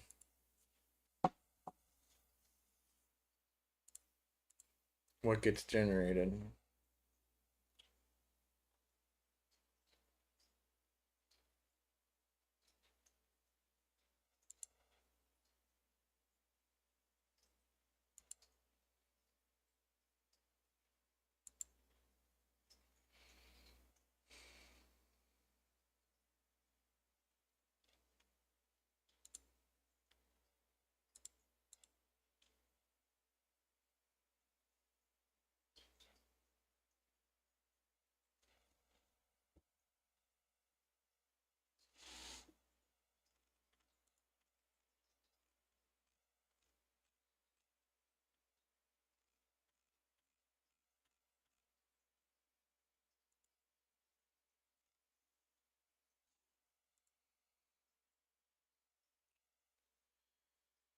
Okay.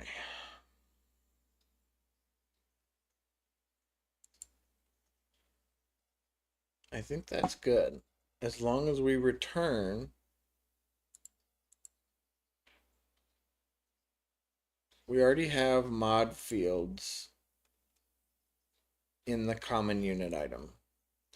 So these will get modified by the list of monster modifiers. So that's why we're including this.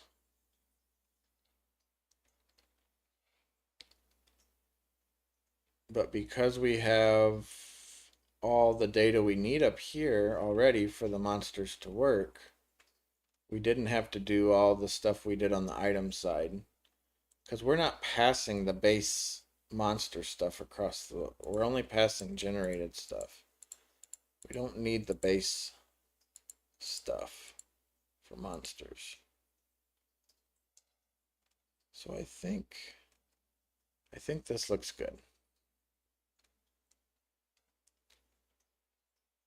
So let's go into encounter service, and we're going to create this new call.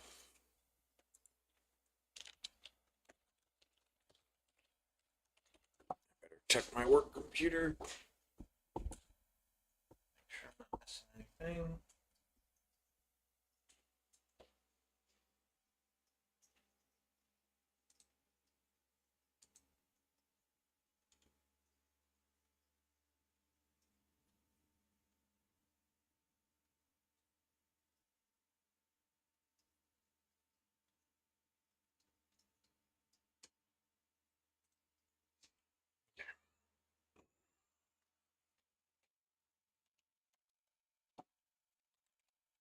Be a public void.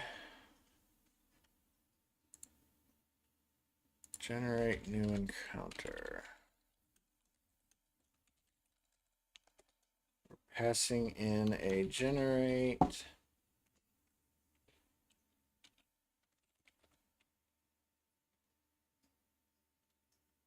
encounter. What the heck did we call it? Why am I not remembering this? Generate encounter request.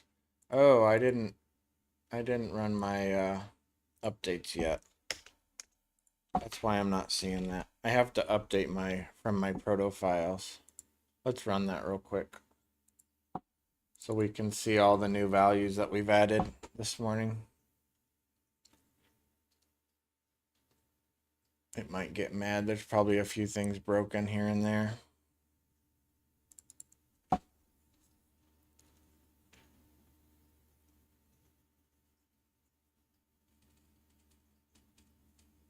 Oh, my camera decided to zoom in on my face again. I don't know why it does that on its own sometimes.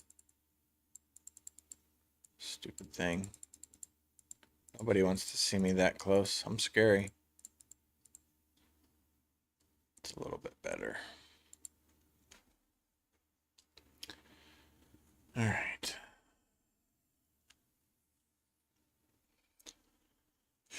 Still generating.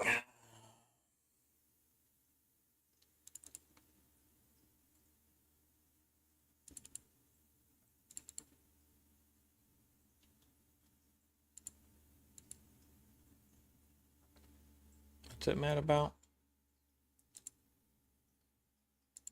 Said something about my override not overriding something, but that's because I haven't finished building it out. Will it show up now? Was that enough to get it to show up? Generate. Counter. Yeah, we got enough. So we'll just start working with this.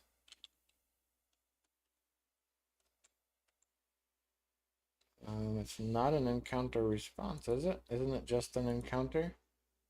Yes. Nice try, AI. You were wrong. Okay. Let's go ahead and put in our standard logging.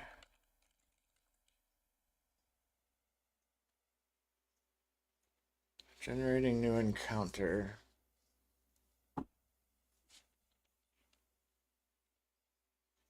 Level.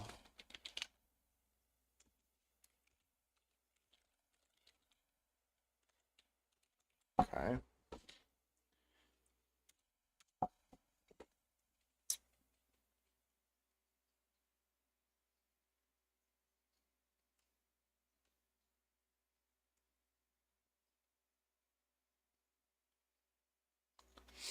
I'm just trying to think how I want this to work. So do I want... I don't want it always to have the same number of units. And sometimes it might make sense to have 2 or 3 stronger units rather than several lower level units. So how do I figure that in to the encounter logic?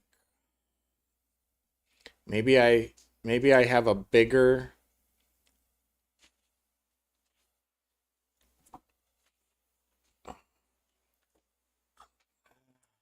do this.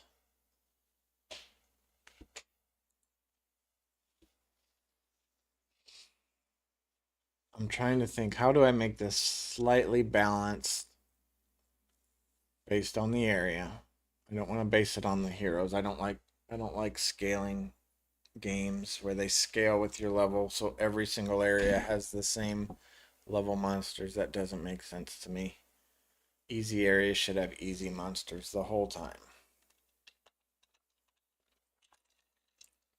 Once you get level like 50, you should be able to just walk through an easy area and stomp on everything if you want to. I don't like how some games don't do that. Although it's popular, a lot of people must like it that way because a lot of games are doing that these days. But not my game. All right. So how do I want to do this? So if we're passing in, if we have 6 level 1 heroes, then I need about 6 levels worth of monsters to fight. Whereas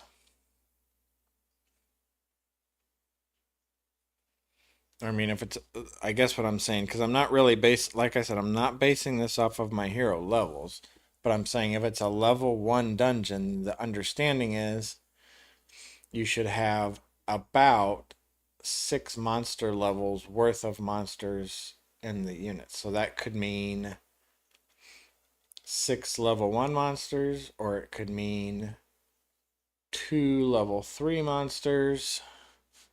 And I'm not sure if the logic will work out 100% that way as far as balance, but I feel like that might be a good starting point. So maybe we'll start with, we'll do this. We'll say int monster levels. And we need to pull in random. Random. And we want to do...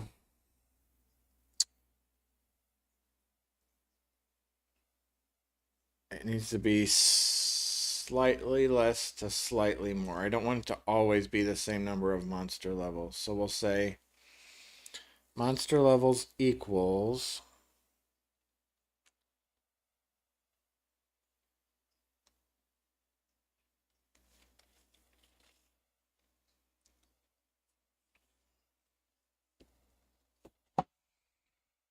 Random next int.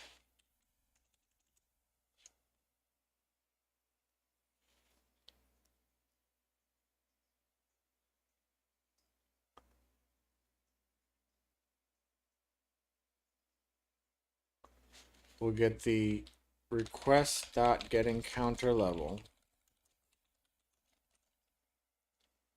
We'll multiply that by 6.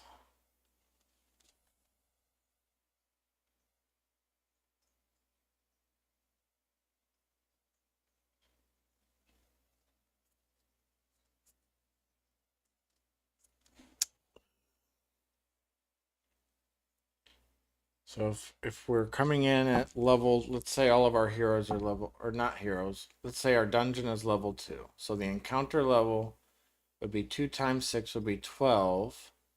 So it's going to give you an integer between 1 and 12. But that's not what we want. We want it to be about, what do we want? Like 50 to 150%? 75 to 125?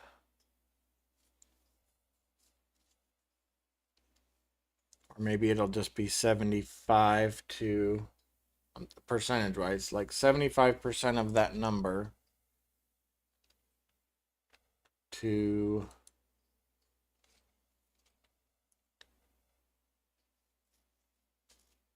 so this will give me a number between 1 and 12. If I want a number, so if I want 12 monster levels for encounter level 2, but I want it to be random from like 8 to 20, how can I do that?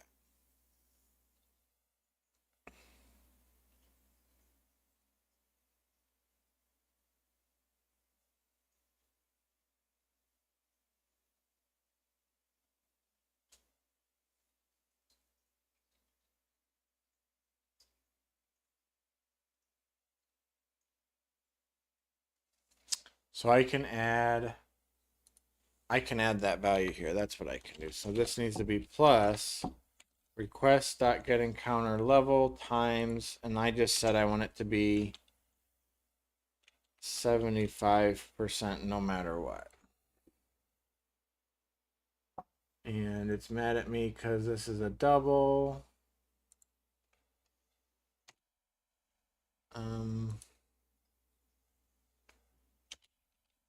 Int base levels equals request getEncounterLevel times 0.75. Now how do I just want this to be an int though. Like you can truncate anything.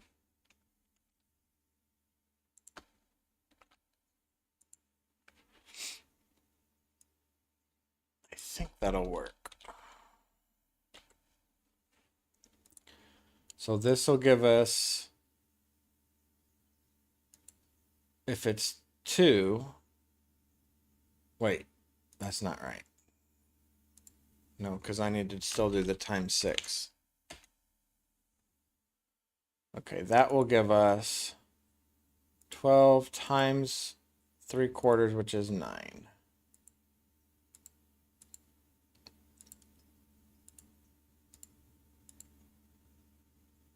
And then this will give us a number between 1 and 12. So this will be pretty close to what I want it to be. This will be like between 10 at the lowest and 21 at the highest. That's probably good. It might be too hard. We'll just have to kind of play with this if this doesn't work. But now what I want to do is create a loop and it's going to loop through the monster service generating monsters, and those monsters are going to have levels. And those levels will subtract from this, and it's going to be while, actually, let's create another. It's going to be called generated levels. It's going to start at 0, and it's going to go up. And so it's going to say while generated levels is less than monster levels. And while it's less than that, it should continue to generate monsters.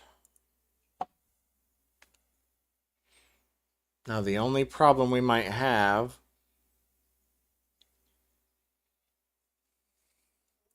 and this is more of a UI issue, is we only have space for 6 monsters right now. And what if it generates more than 6? That's okay for now. For now, let's let it do its thing. If it generates more than 6, we'll have to figure out what we want to do with that. Does it regenerate until it has 6 stronger ones or whatever? Or does it just go with the 6 that it generated?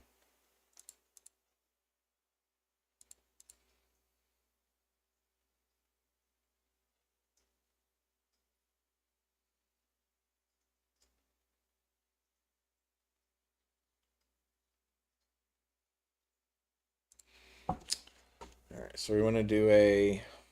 Do we have the monster service on here? We do. So we're going to create a new method called generate monster.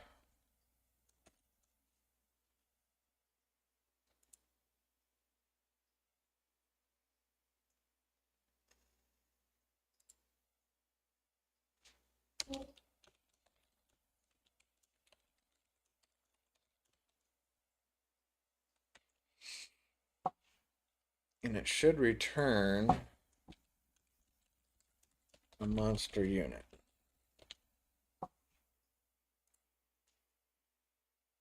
Okay. What do we want this? What do we want to pass to this? We need to pass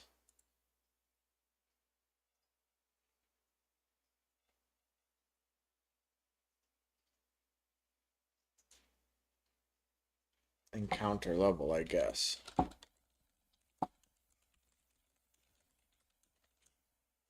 That's all we have. So we'll pass that in. Then we need to say generated levels plus equal monster dot get common.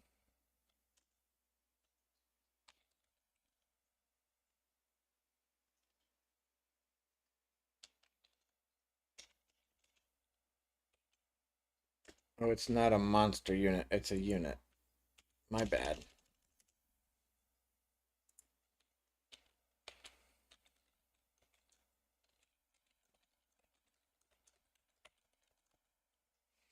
Okay, so that will add the level from the monster to that number.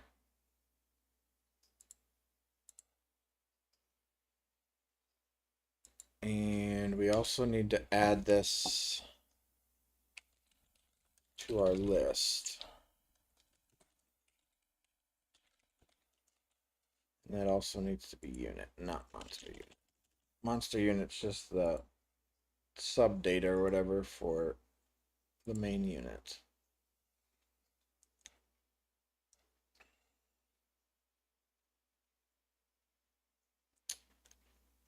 All right, so let's create this method.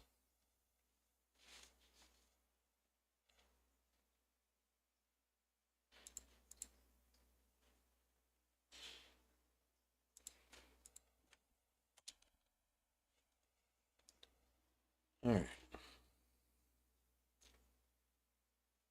So first we need to determine how we query the base monster table based on encounter level to get back a list of monsters. So I think we do the same thing. We're going to have a random, we'll have a random generator in here for sure for some of this.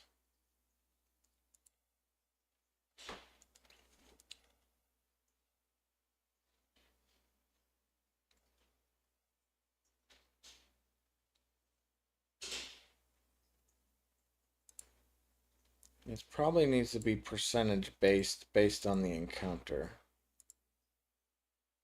So up to what level of monster? If we're an encounter level 2, we should be able to get up to a level 6 monster, like 3 times.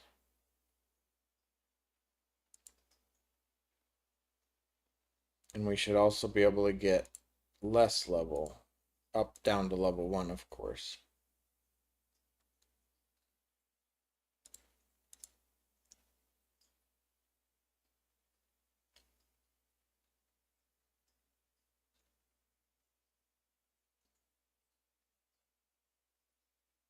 So we could do, we can do like low level equals counter level times or divided by 3. And we can say if low level is less than 1. Oops, that's not a less than sign.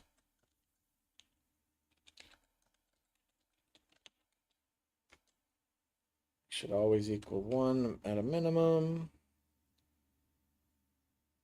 And then the high level is the times 3. We don't have to adjust that. So that would give us a number from level, for a level 2 encounter, it should be from levels 1 to 6 in the database, in the monster catalog, that it could pull back. And eventually we might have additional like theming type stuff where only certain monsters appear in certain environments, but we don't have that yet. So this will just pull anything from the database between levels 1 and 6 for our test case of encounter level 2. So now we need to create a query to get all of those that it can pick from out of the database. So this is the monster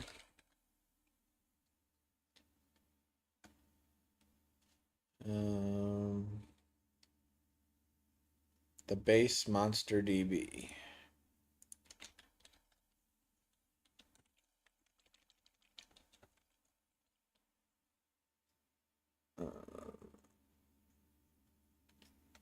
Oh, we need to create the repository for these, don't we? Let's do that first. Base monster repository.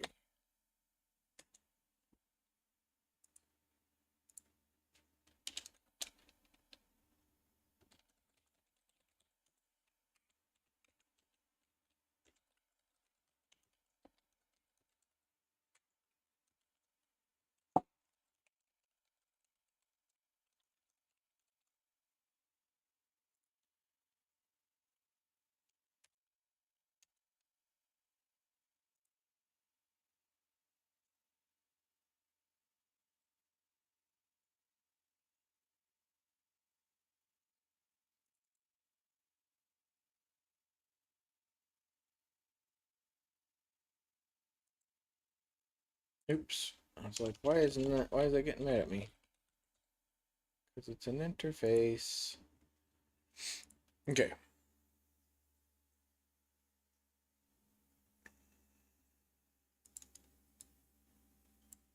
Let's just go ahead and do the other ones real quick. Base, monster, modifier, repository.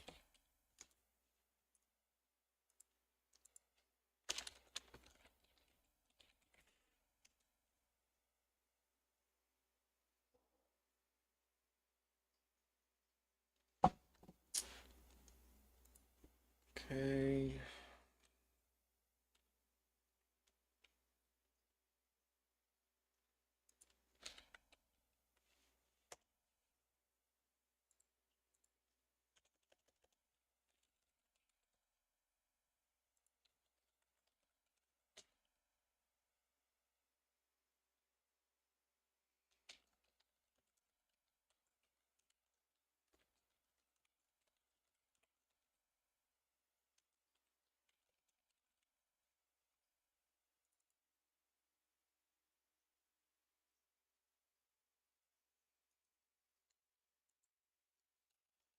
Generated monster repository.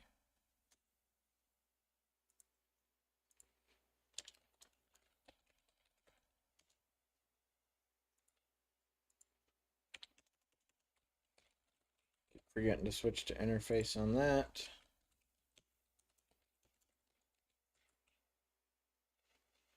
It's not correct. Let's try though.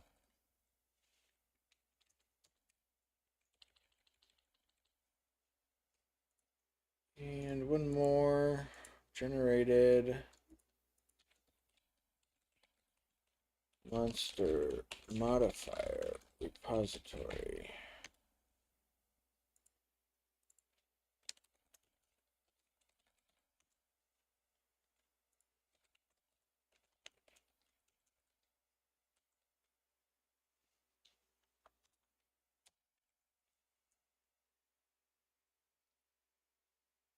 Okay. Good. Good. So now over here, we want to call this new one we just created. We're going to have to import it up here.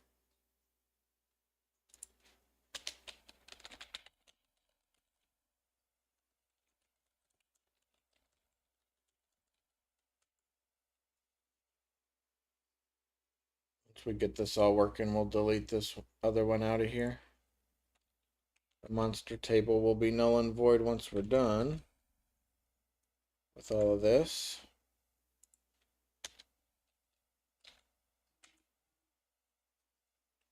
Okay.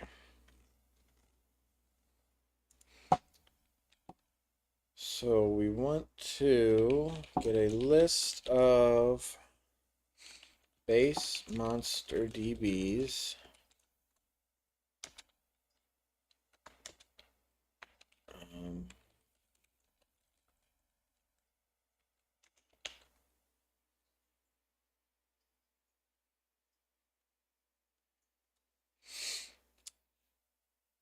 And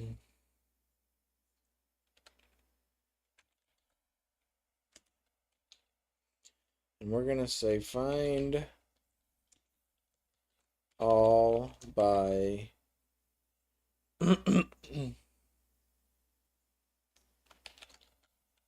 level between and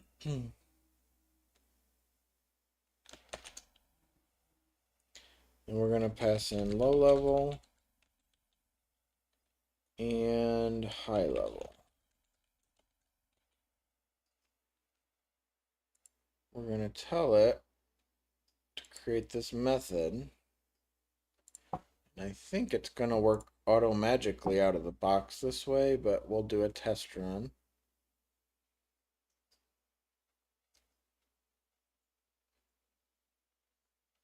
We'll have to create some test data too. All right, so that will give us a list of monsters that it can pull from. now that we have this,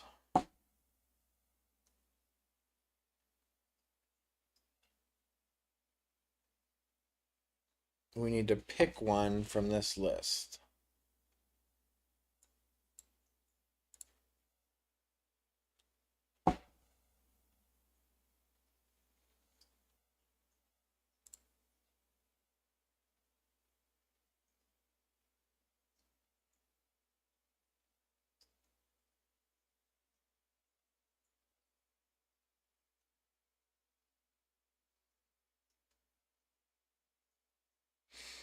Okay, I'm going to take a quick break, bathroom break, and maybe grab a snack.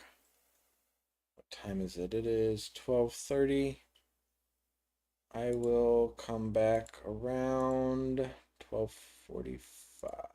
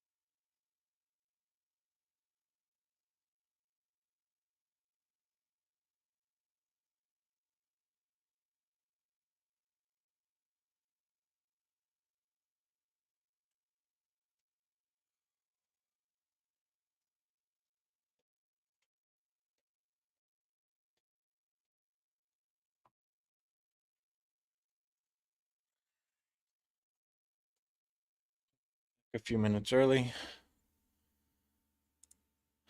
I got a couple things I got to do this afternoon I just found out about, so probably only go for another hour.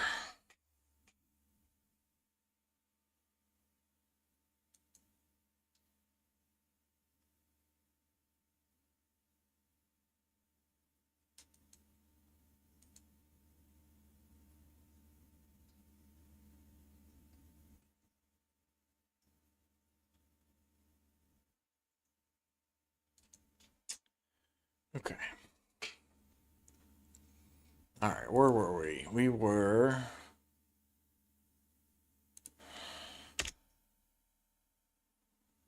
creating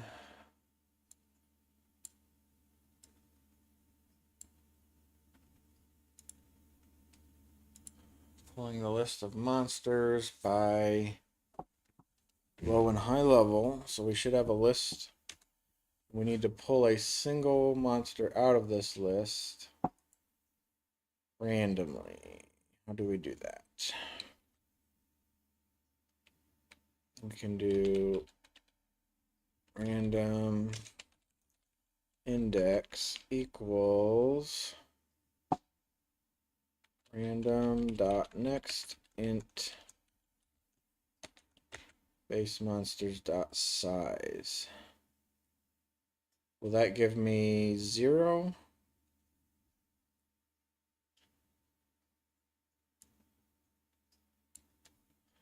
Don't remember. I don't remember.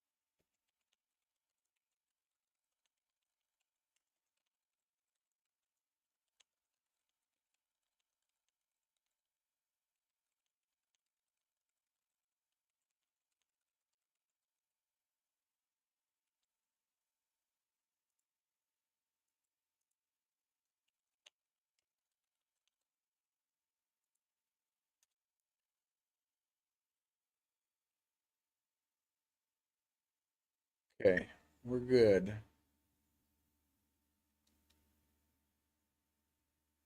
Couldn't remember if the random returned 0 or not.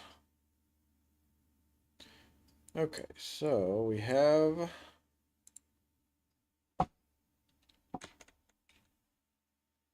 the index for our new unit.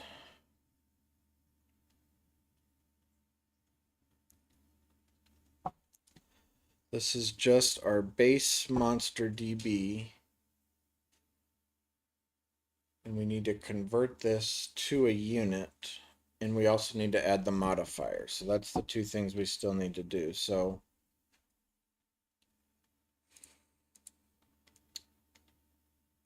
convert monster unit to monster DB. These conversions are going to be slightly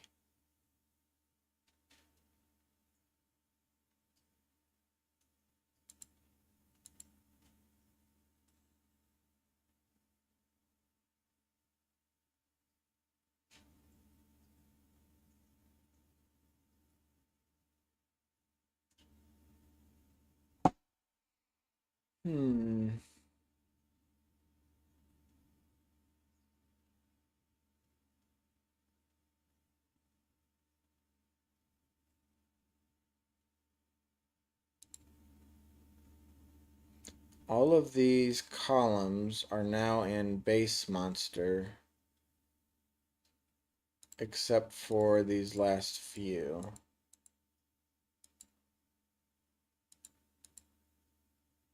Except for these last 4.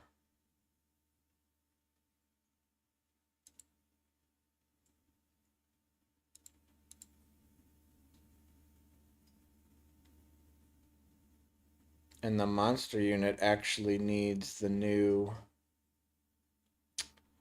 sprite ID column. I know I added that already. I did add that already. So we need monster sprite ID, base monster ID are the two we added. Let's just copy this. Let's not break the code that we currently have, for now anyways.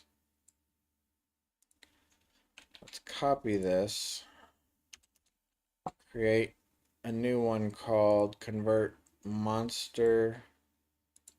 base monster DB to monster unit. This is a base monster DB now.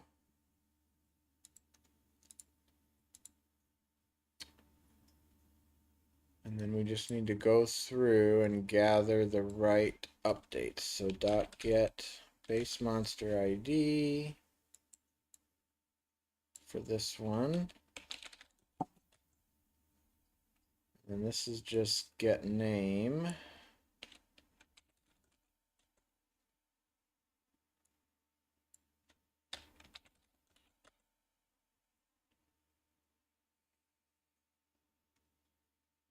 And those four on the bottom, like I said, those aren't part of this. But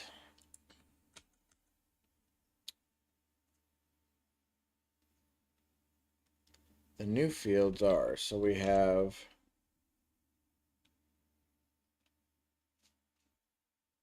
let's put it, I don't like this just kind of hiding in the middle here. So let's pull this out. And all the monster builder ones will be down here on their own. So we have the loot table. We need to say the base monster ID.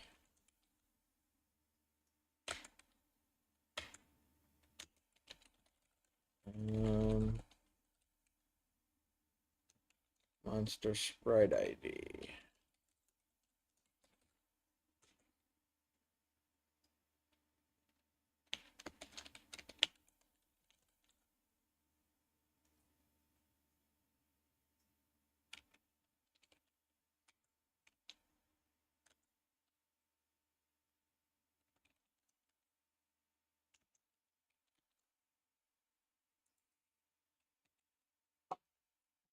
Okay, that gives us all the base items.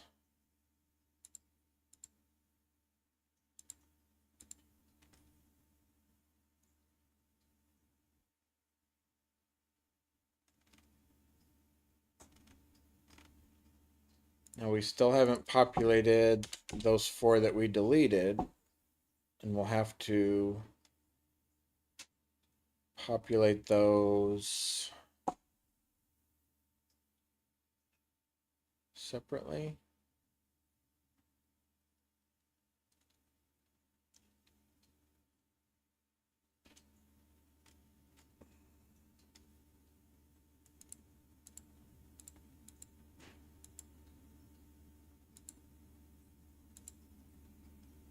I mean, this one's always 0 when you're generating it. The current HP and MP could be set to the bases for now, and then they can be modified later.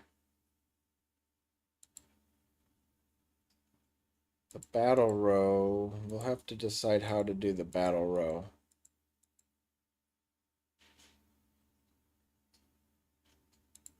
I don't know why we have this. I don't feel like this should be in the unit itself. I don't know why we did it this way.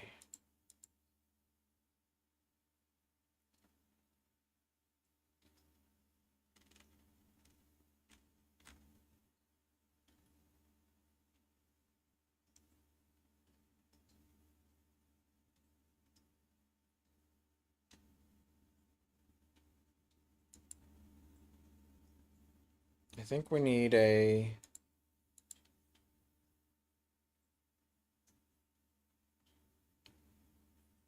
I think we missed these two columns. Time elapsed and battle row. Well, we don't need battle row, but we are going to need time elapsed.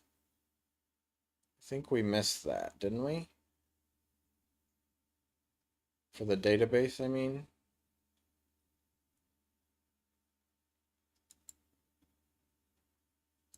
For the new one.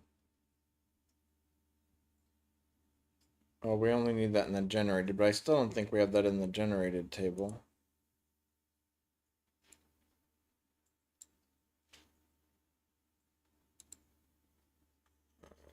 Generated monster. Yeah, we are going to need that. Let's alter that table.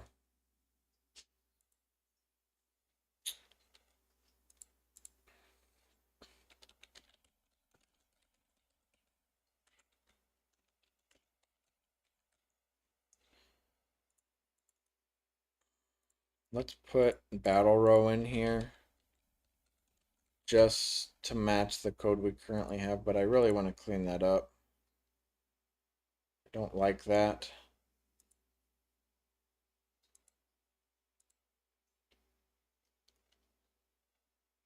I don't think that feels right. It feels kind of messy. All right, let's go into and just make sure we update the database objects real quick.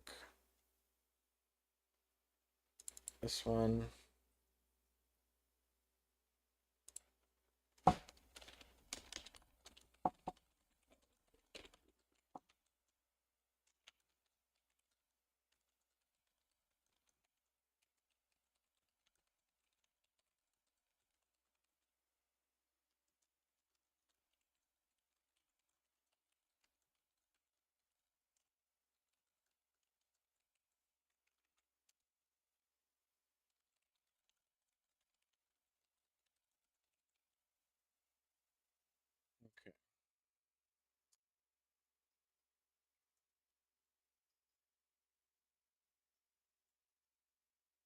Yeah, because this is something that can be modified in combat, so it needs to be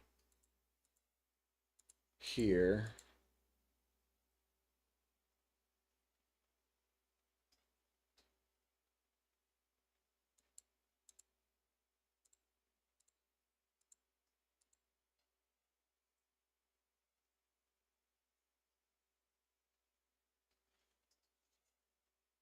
Kind of wondering if we need... I mean, we could modify other things through spells and skills. Are we going to lose that? Well, we haven't got that far yet. We don't even know how that system's going to be set up. Let's work on one step at a time. I'm thinking ahead. A little too far ahead. Okay, so this will keep all the data that we have currently in our logic. That's why I wanted to include battle row as well.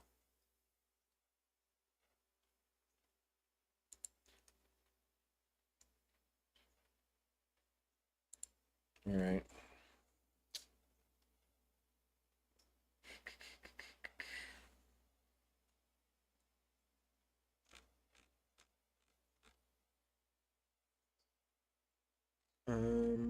That new one we brought in, where's it at?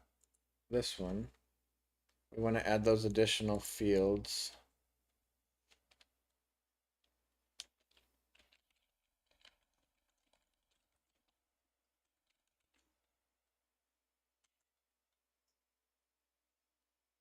We'll modify them.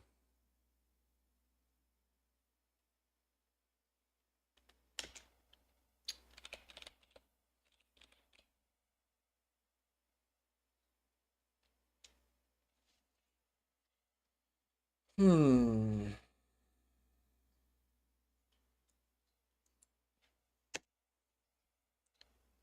Do we want to go through the...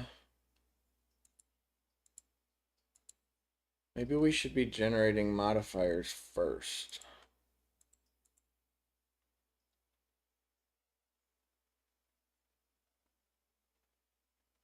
and then assigning all that with the modifiers so that the modifiers can update the mod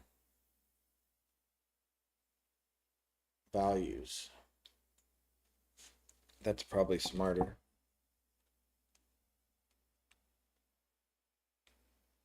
How do I determine how many mods I'm gonna have?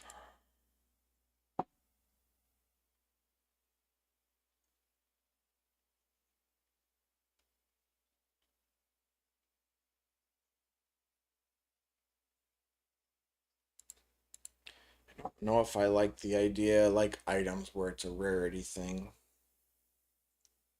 I want to have a system set up kind of like Diablo, where you can have just like common enemies are more frequent, but randomly, which is what this is doing, you should see an elite version, and if you do, it should put that in their name somehow and adjust their stats accordingly.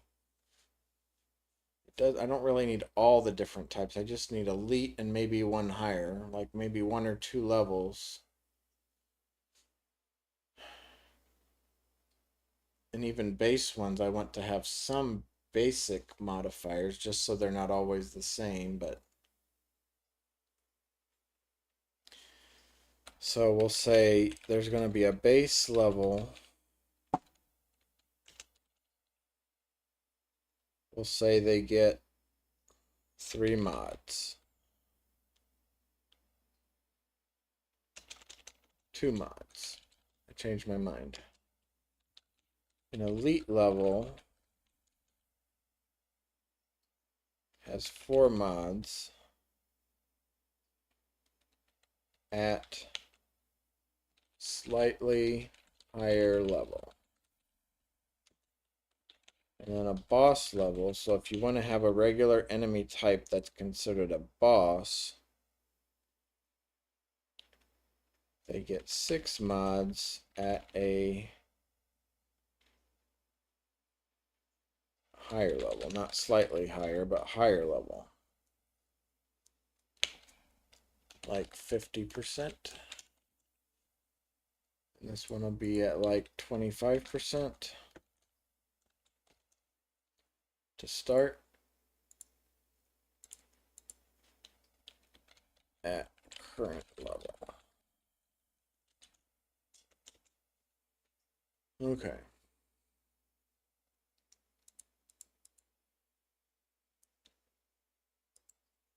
And let's say, maybe I should call this mini boss, because real bosses I want to actually be scripted, I think, for dungeons. We'll call this mini boss.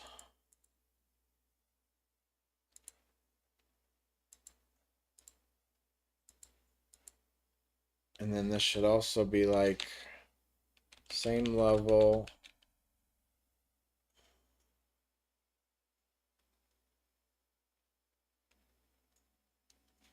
If we do modify the level, we might need to put that in the generated. I think we're going to have to put that in the generated class as well.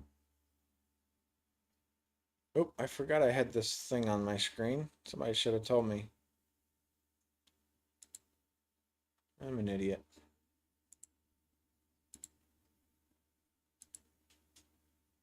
All right. Sorry about that.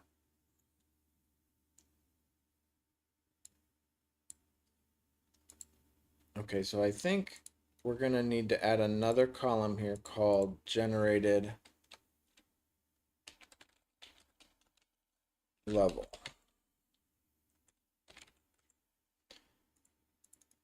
And that's what it should use to determine how many enemies get generated and not the base version. Because if you generate a mini boss level, it's going to be stronger. And I want that to carry over into the combat.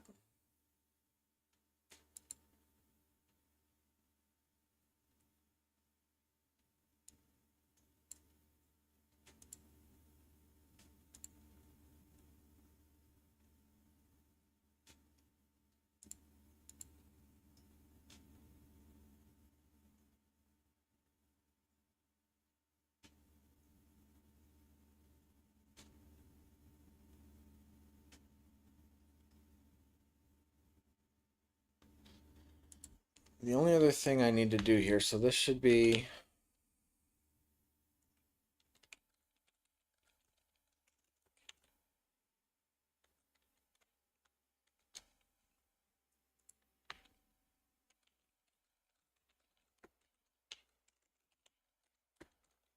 I think that should work. So if we have a group of let's say level 10s,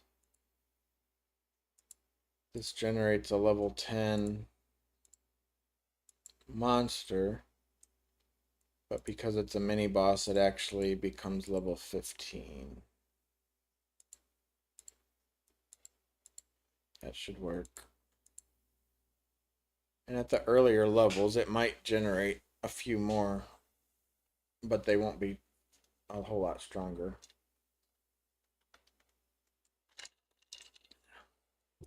I think. In my head, it seems like it should work this way.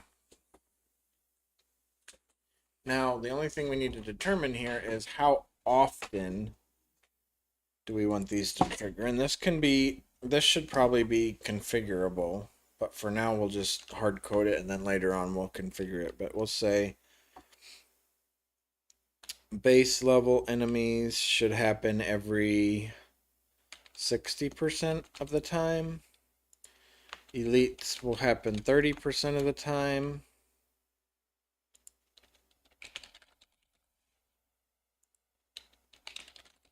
And these mini boss levels will happen 10% of the time. That sounds good, right? So 1 out of every 10 enemies generated should be a mini boss. 3 out of every 10 should be elites. And 6 out of the 10 will be base level enemies.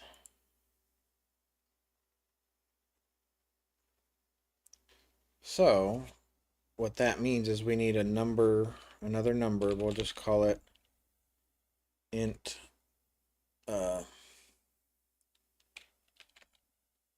mob type role. Let's say a role. Random dot next int, and we just want this to be based off of 100%.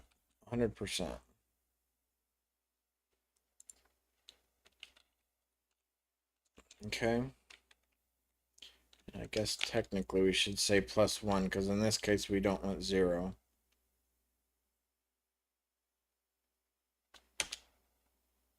And then we can so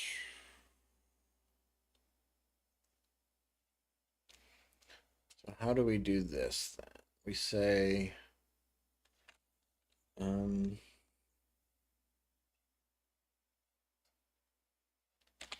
int mods and I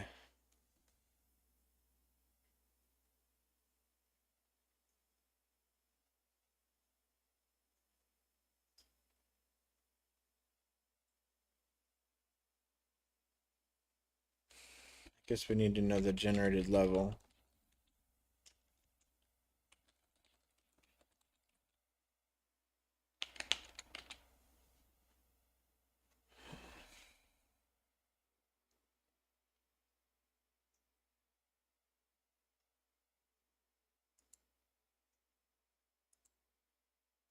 We also need to know the mod level that it should be pulling from. Because see how I said I want the mods to be generated at a higher level for these higher level guys. So if this guy gets generated as a level 15, I want the mods to do the same thing. I want them to be based off of a character higher level. Even though the original enemy is only a level 10, the mods I want to be based off of a level 15. And that might make them a little more challenging, is my hope. 6 mods at the level 10 level won't be nearly as strong as 6 at the level 15. We'll have to tinker with it balance-wise to make sure I'm not making it too hard or too easy. But we're not quite ready for balance passes yet. I think this is what I need. And then I just need to say if mob type role is less than 60, because I kind of hard-coded chances entered here. Update with config later.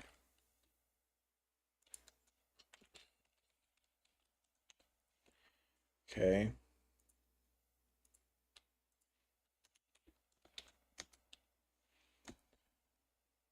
If mob type role is less than 60, else if mob type role is less than 90,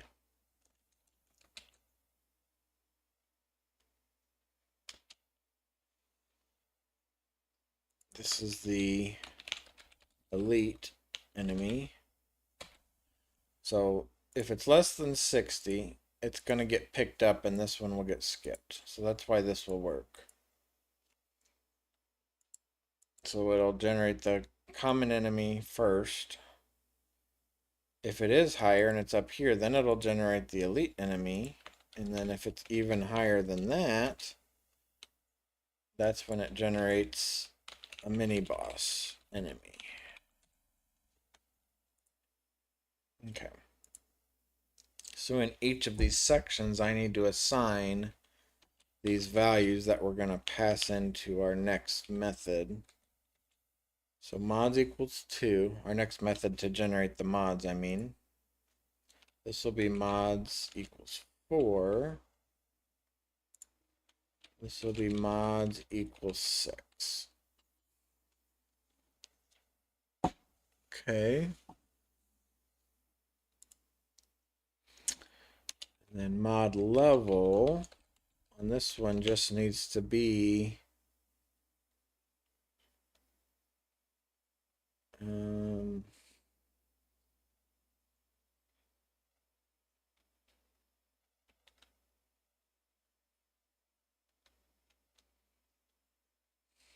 base monsters dot get random index get level. And then here it'll be the same thing, but it'll be times 0.25, or actually times 1.25. Why did it do that?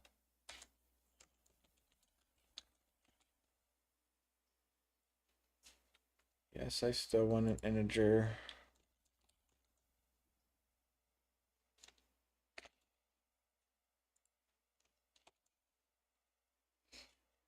Copy that, because the next section will be the same thing, but times 5, 0.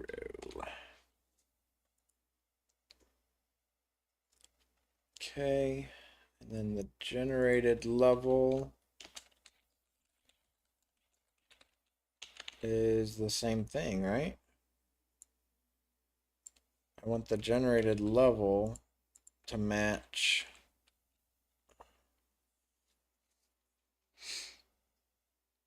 to match the mod level.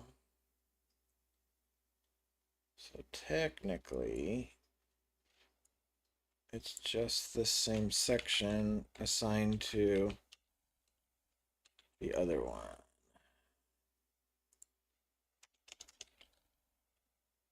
Do I need this then if it's the exact same number? I don't need it if it's the exact same number, right?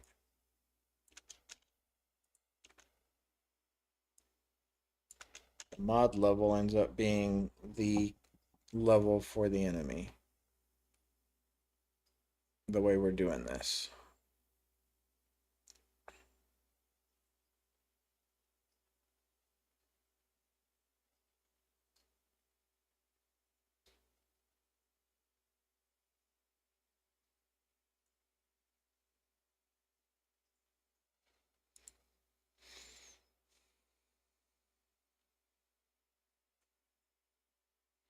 Okay, then what do? We need to create a list of the modifiers then. Base monster modifier db.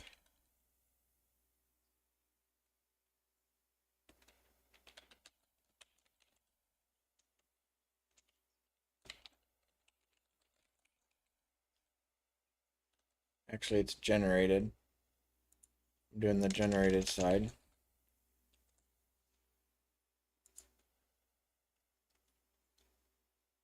What did I do up here? I haven't actually done the generated monster entry yet.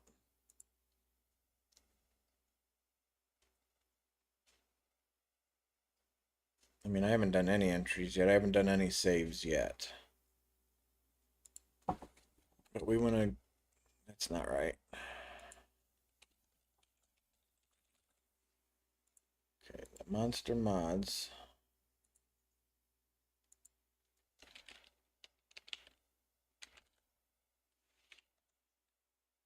All right. And we also need to pull the list just like we did above. But it needs to be based off of mod level now.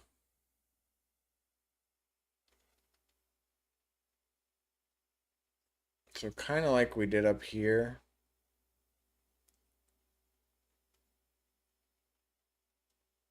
Maybe not the same way, because we don't want anything crazy like ×3.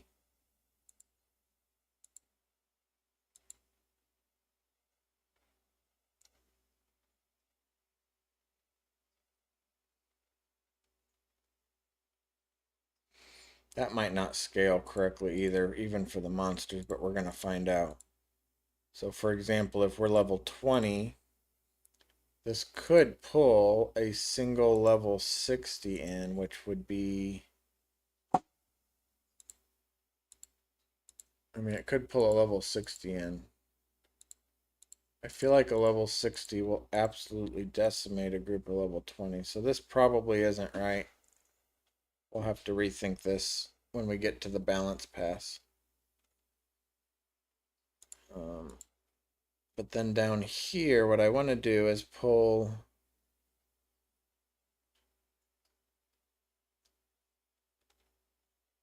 Oh, how do I want to do this?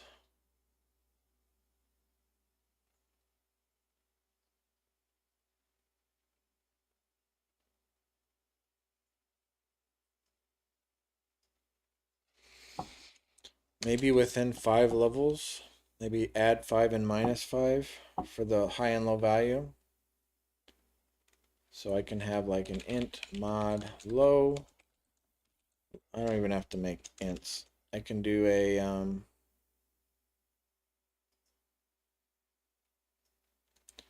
we need to pull in the base monster modifier db values.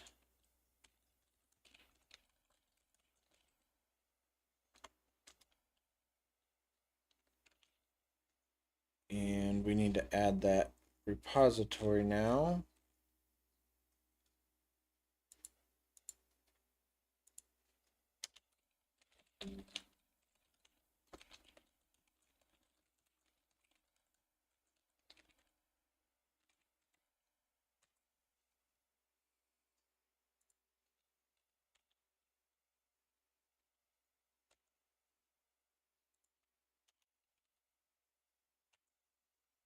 Okay.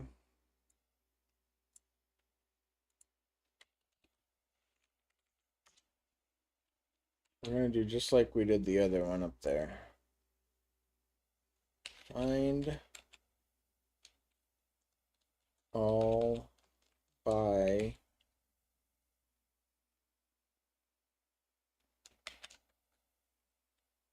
monster modifier level between. And in here, for low value, we want it to be mod level -5.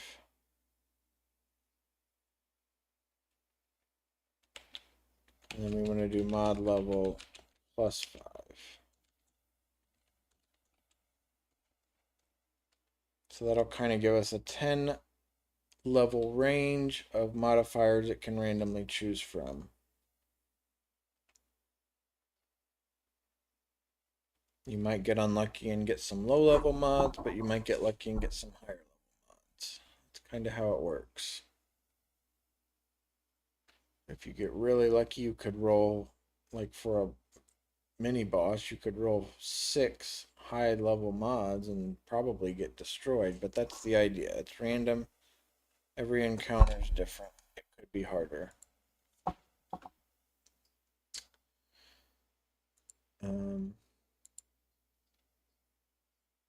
The mod level has already figured in this higher level,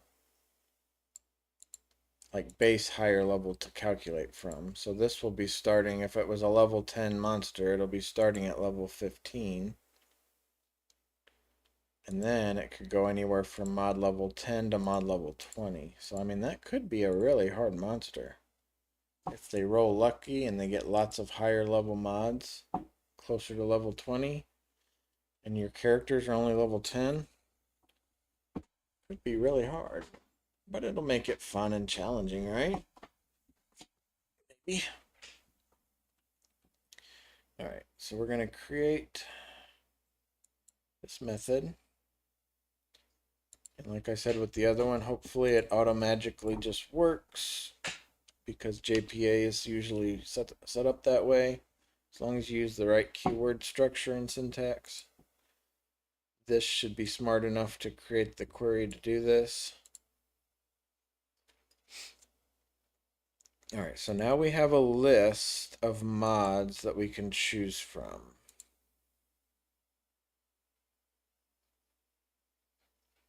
I think at this point, we start our loop for the mods. So we say for int mod count equals 0. Mod count is less than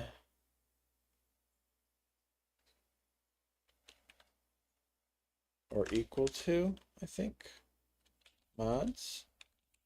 Mod count plus plus.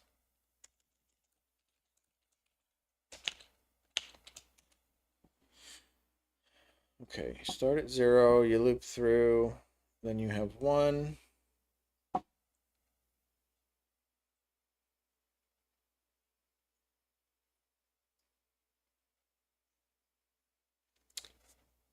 I think this is less than. I think.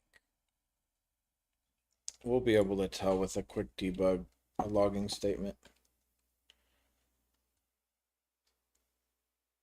Alright, so, okay. Now we're starting the loop to generate the mods.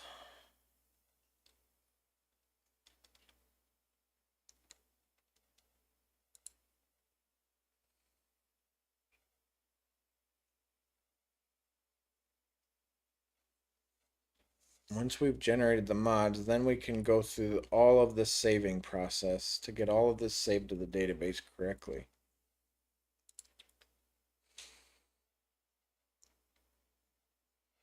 So what do we need to do here? I think to help us here, I'm going to open the item service so that we can see how we did the generated item modifiers. I'm pretty sure we just looped through and use the high and low values stored in the base modifier table to calculate those values.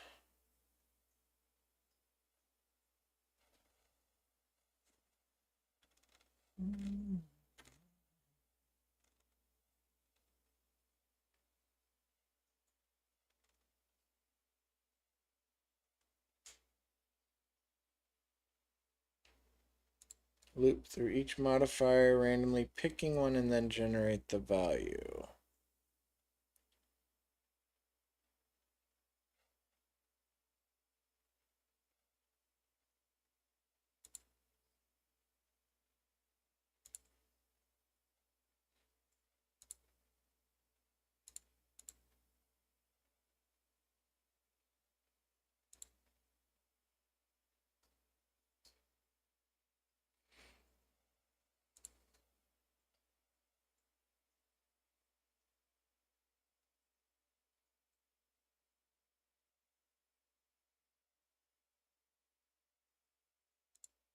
Okay, so I made this thing so that we wouldn't get mods on the same element. Do I want that same thing to happen with monsters, or do I want them to be able to be modified more than once? I think I want that same idea for now.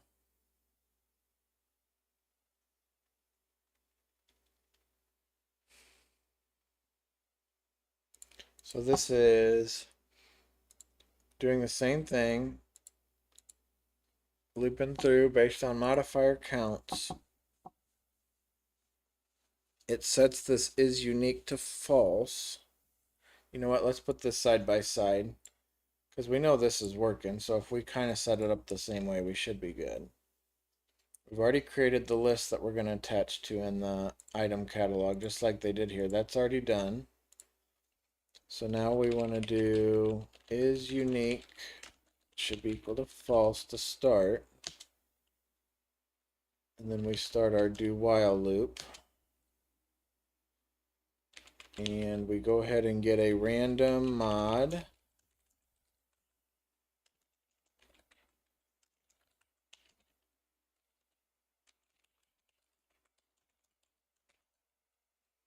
This is based on our monster mods dot size.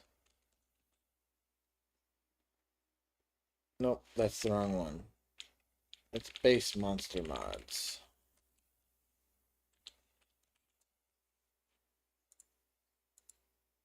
Yes, that's the right one. And then we create, or grab, I should say, the one that we just picked.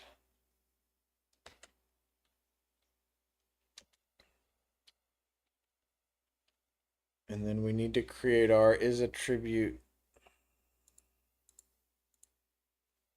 unique. So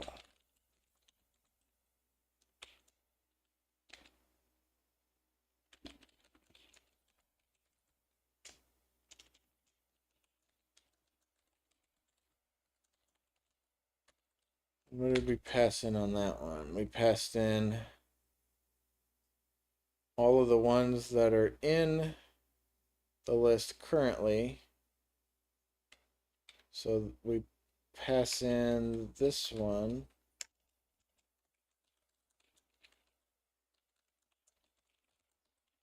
We need that one. And we also need the list that's already been generated. So we need the list of generated monster modifier DB.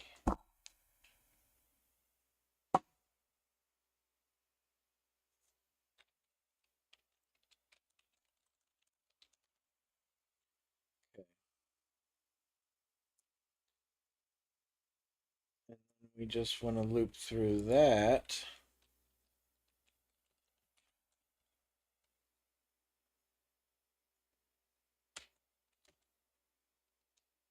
And say if the base monster mod dot attribute equals ignore case the generated, oh, not generated, mod dot get attribute.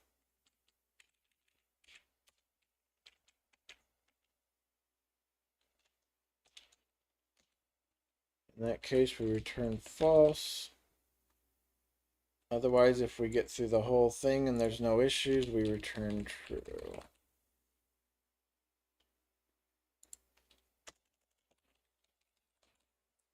Polina. All right. So that should work there. Now back up here, we're doing an if logic. If is monster mod attribute unique. We're passing in the base monster mod and the monster mods list. Okay, so if it's a unique, that's when we do all of this extra stuff here.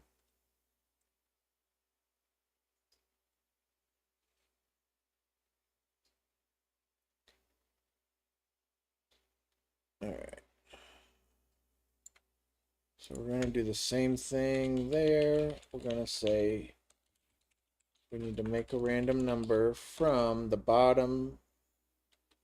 Or wait, how did it do it? I think it was high minus low plus low. Yeah. So we take the high value, base monster mod dot get high value minus low value plus the low value again. All right, that gives us the value we want to assign to this new mod. And we just need to populate everything in there and save it.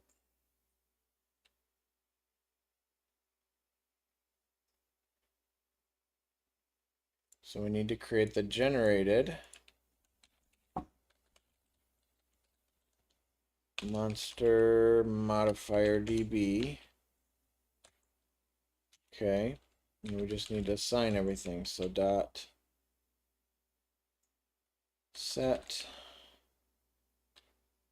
the base monster modifier. What is that?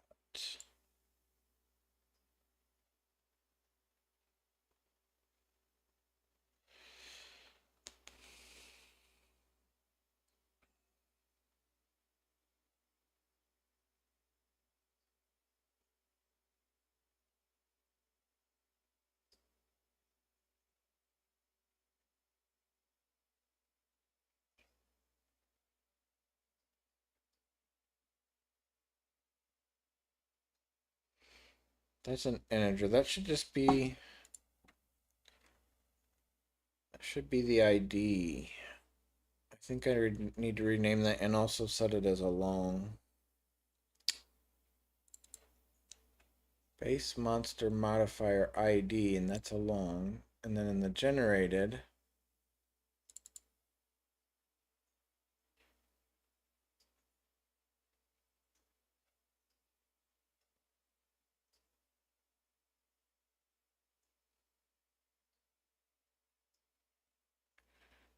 yeah, that's what I'm missing. So this needs to change to ID in the database.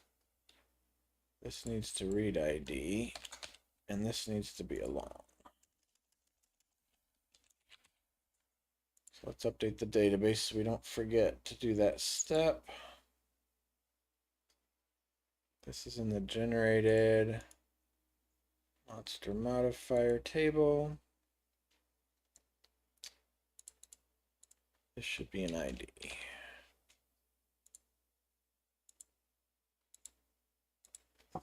Okay, that fixed those issues. So now this should work where I'm doing dot set base monster modifier ID, and we get base monster mod dot get the ID, and then we need to set the generated monster ID, which, oh, that is going to be an issue. We're going to have to save this first so that we have a monster ID to set here. That's okay.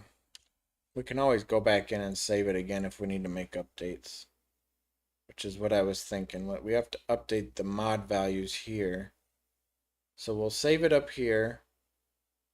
Then we can generate all this and create this, and then we'll have to do one more save back to the database so that we get the mod values updated.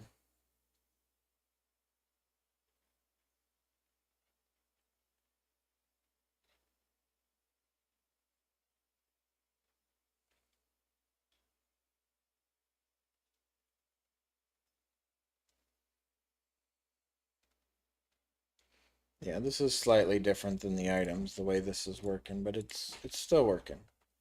So set generated monster ID we don't have yet.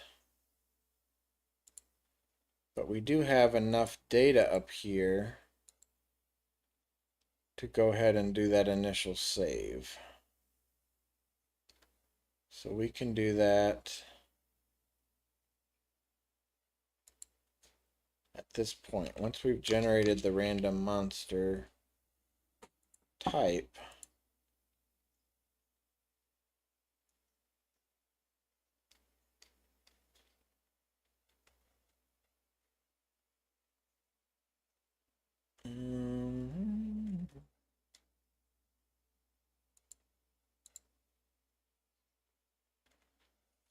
we don't have a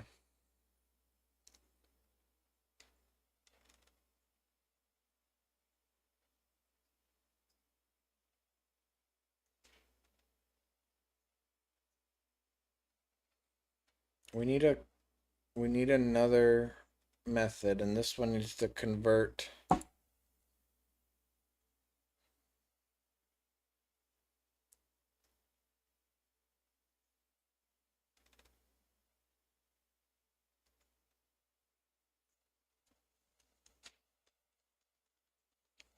all right, I'm thinking through this and I think I'm missing a whole lot for monsters. Because we can't set the mod values on the base class. That's a static or a base table. That's a static table. That shouldn't be updated. This should not be updated. And this has all the values. I mean, this doesn't even need, or it doesn't have the mod values yet, but we're going to need the mod values for all of the mod stuff in the generated monster table. I'm just now realizing that. I don't know why I didn't think about that already, but we definitely need all the mod values here. The base stats don't change, but the mod stats do. So we are going to have to do that. Let's do that now. Let's open the hero up because all the mods that are down here also need to be in here. We don't have to change the RPC objects, but we do have to change the way the data is saved in the database. That's the difference between the two. We want to alter. I always have 5,000 things open the way I use this. All right. We want to alter this table because we're getting ready to add a whole lot to it.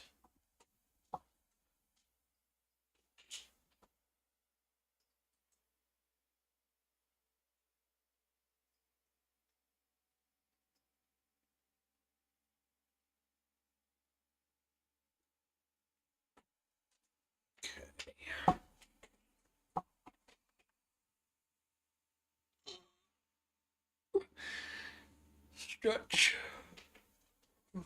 Got a little bit of time left before I got to do some errands and do some my work for my day job, get caught up on some of that. Be nice if we could get this method finished though, even if we haven't tested it yet. All right, so we need all of the mods, right? Let me look here. We already put the current HP and MP because those are going to change. None of these base stats will change. The damage stats, should those change?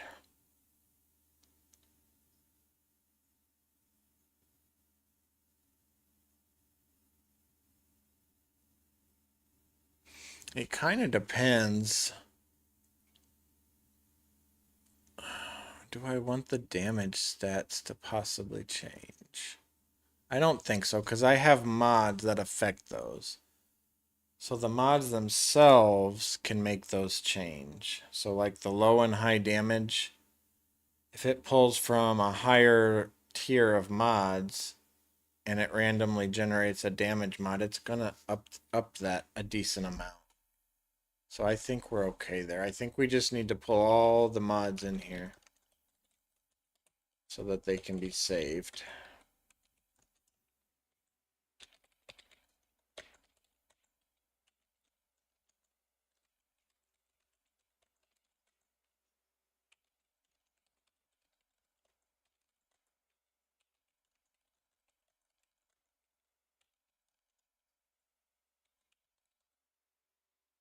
You know what? I don't have mod HP yet either. Tried to skip over it, but I don't have that one.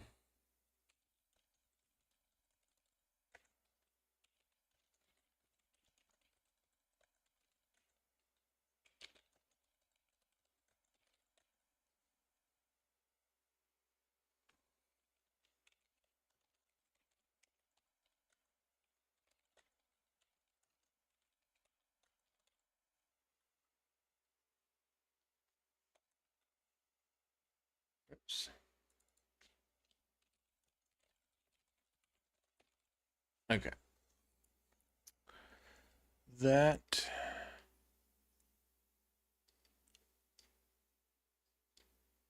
I need a mod XP, right? Based on the mods.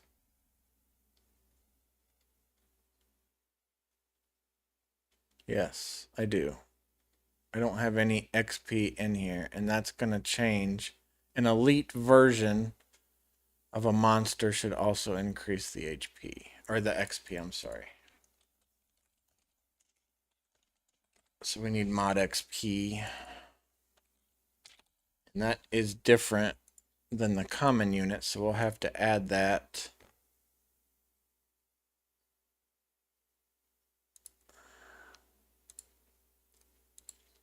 Okay.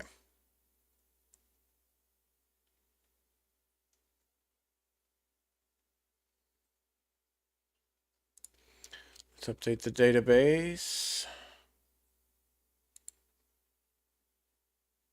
Hopefully we can just pull it in this way again.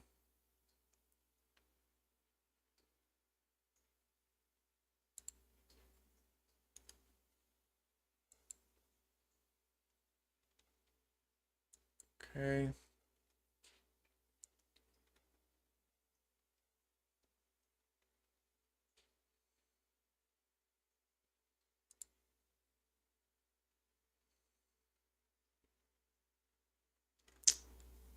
All right. And we need to add that one additional value to monster because it doesn't appear on the common. It's part of a monster. So that is here. It was, what was it? Oh, the mod XP. These are the ones that aren't unique. Okay.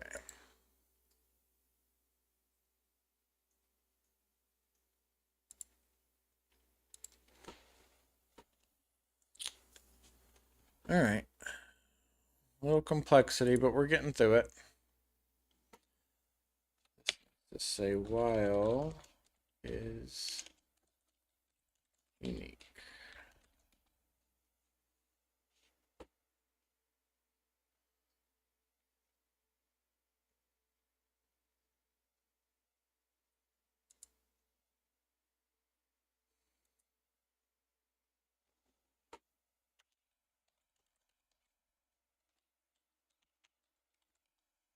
Okay, so back up here where we wanted to set the monster ID, we have to save it first to the generated monster table.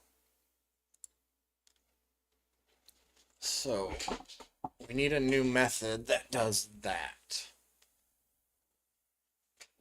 And that way we can piggyback off of that for updates as well, I think. And all the values might not be stored in here yet, but I think we can still use a generic. So we want to return generated monster DB. And we're going to say save or update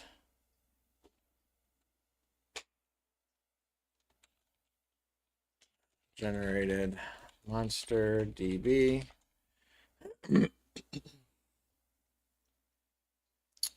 Oh, this isn't, that's not how we want to, because this is, we're not passing in a generated. We're going to say create generated monster.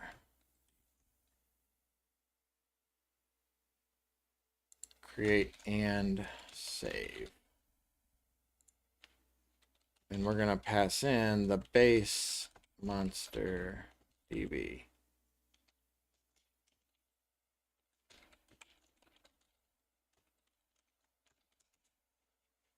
Is there anything else we should be passing in at that point?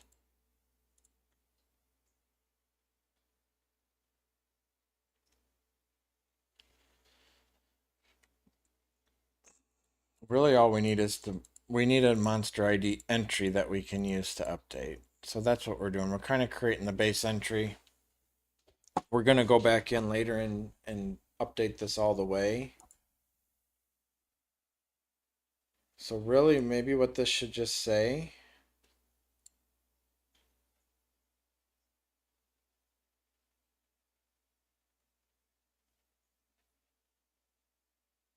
maybe this should just say create a generated monster DB entry. Maybe we don't even need anything. Can we do that? And then we'll have an ID that we can work with? I don't know. So if we just do a basic generated monster DB equals new, okay. If we just try to save that, is it gonna work? I guess is my question. Without anything saved in it. I think it will. As long as none of the elements in the table are required or not null, and I don't think I have anything set that way yet. Generated monster not DB repository. Why did it shorthand that for me? I didn't want that. This is getting long. Let's try to clean that up a little bit.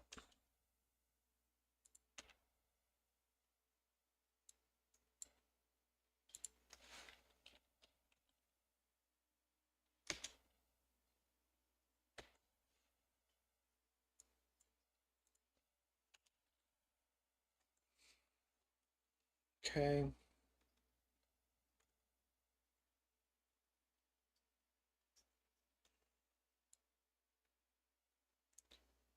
So down here, right here is where we wanted to do this. Well, let's put this in here first. So generated monster repository dot save.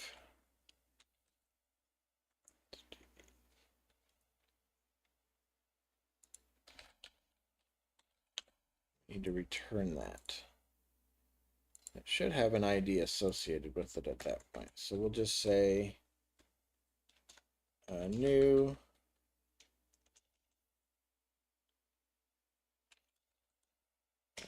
generated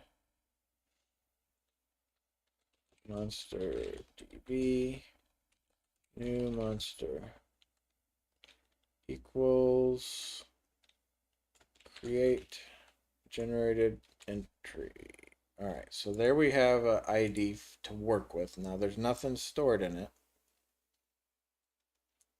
but that should still let us be able to use then that other I wanted to set up. I think.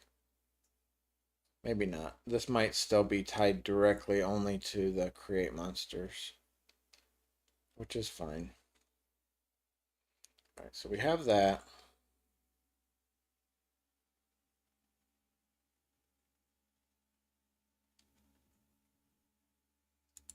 Now we have an ID that we can pass down here.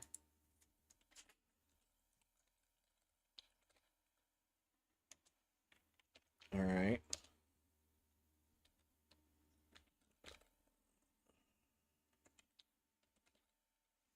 So we've set the monster generated monster ID and the base monster modifier ID so far.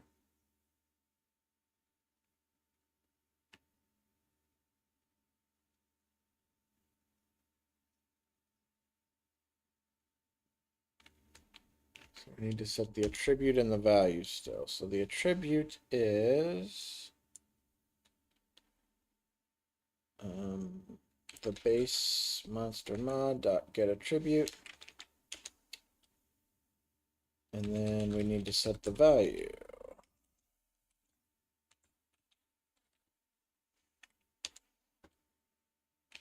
And that's just value.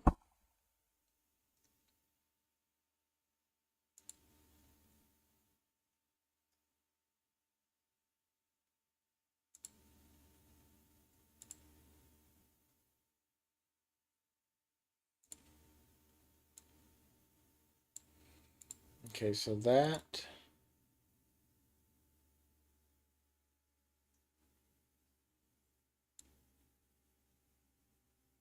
then needs to get saved to the database and added to the list for us to use to calculate the modifier values, like the sum.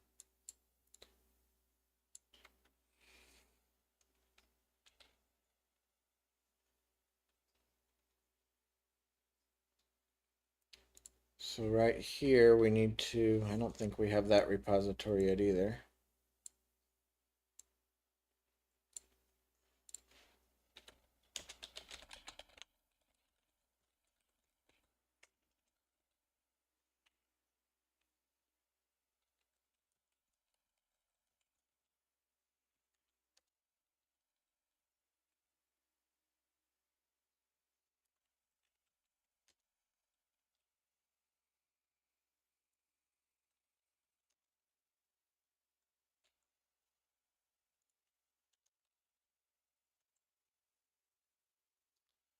Okay.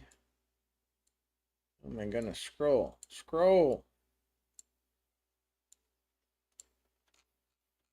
Wow. I don't understand why I couldn't grab that. So right here, we need to save this new mod. And once it's saved,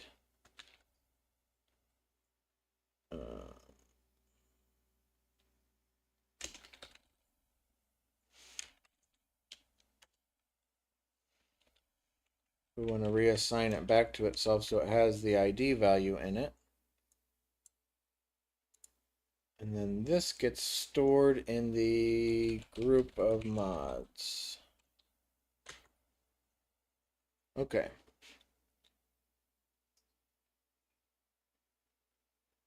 So that should get us through the mod generation portion of this.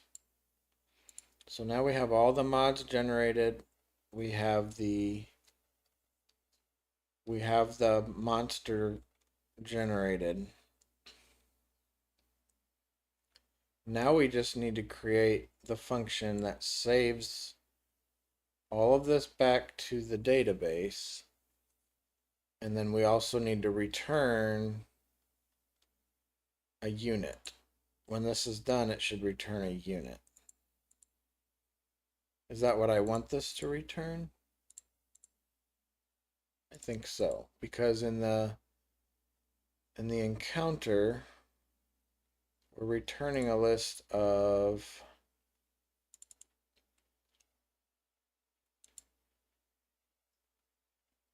the encounter object itself returns a list of units.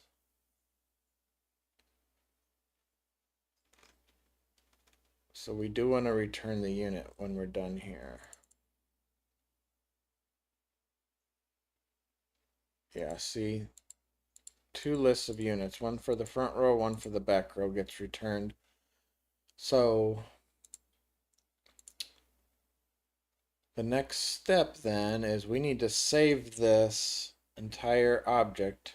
So the modifiers are already done, they're saved. What we have to save now is the generated monster.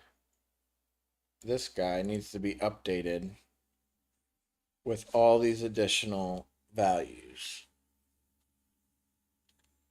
from the base monster. So we're going to use the base monster DB. We're going to loop through all the mods and add those values as well. And actually, we could have done that down here. We probably will. We're going to do that down here to modify it so we don't have to loop through again.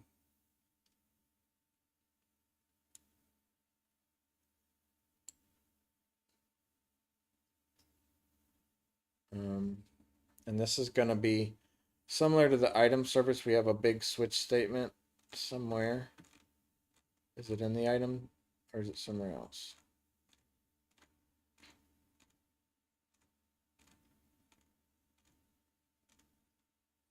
It's not in item. It might be in hero. But we're going to do something similar for monsters. Let's look here. I do remember creating a big switch statement for all the different modified values.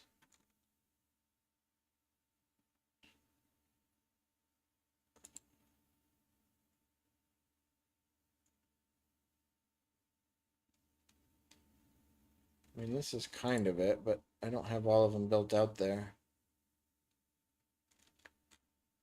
Same idea though. If that's all I've got, that's what I'm doing. I just would like to do it for every case and not just these.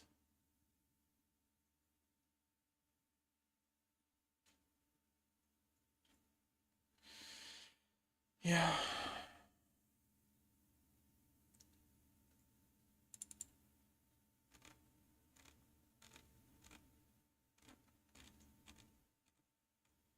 There it is.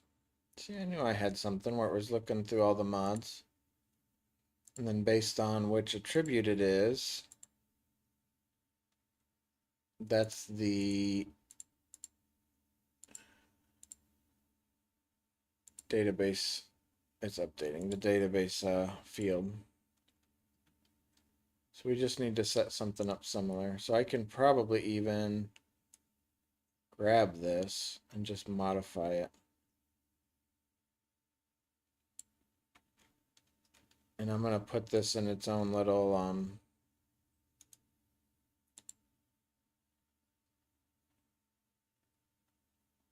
yeah, I'm not looping through the mods. I'm going to do this within the spot where I'm assigning the mod. But then I'm going to put this next to it. So it'll be like this. It'll be private. It's going to return the generated monster DB. And we're going to say add mod to monster. And we need to pass in the generated monster DB. And we need to pass in the mod.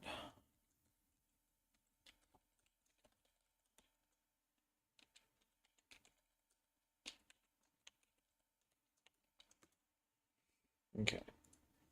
And then we can paste this in.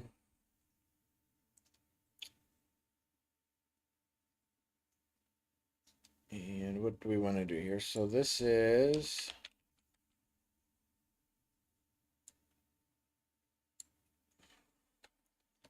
mod.get modifier attribute dot to uppercase. Okay.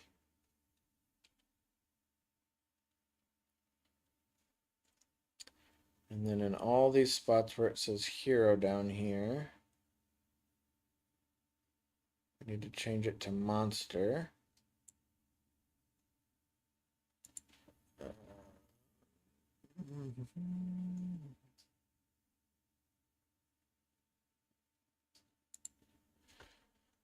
All right. So where it says hero, make it say monster.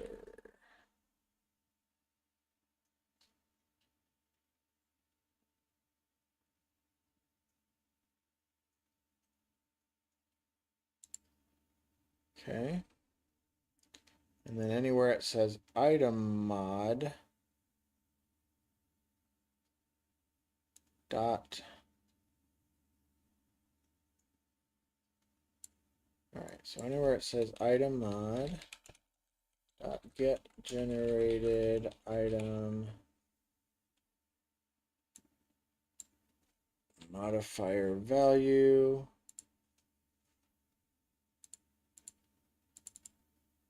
Come on, I'm still typing up there. We want to change that to mod dot get what is it? Mod dot get this. This is what I want to change it to.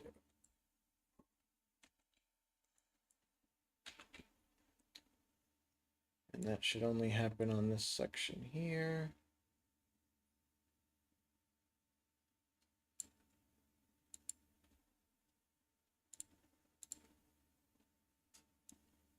It's weird. That last one didn't capture for some reason.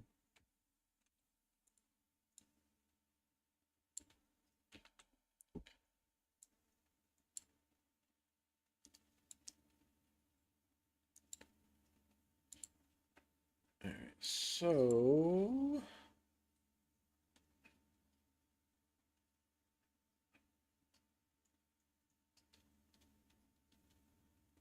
that section should be good. Now I want to return monster at the bottom.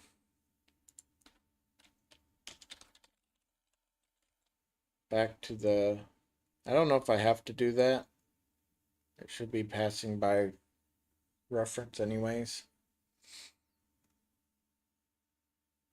But I feel like that helps the flow look better anyways. It makes more sense this way. So before we, right here, we'll do this here. So we'll say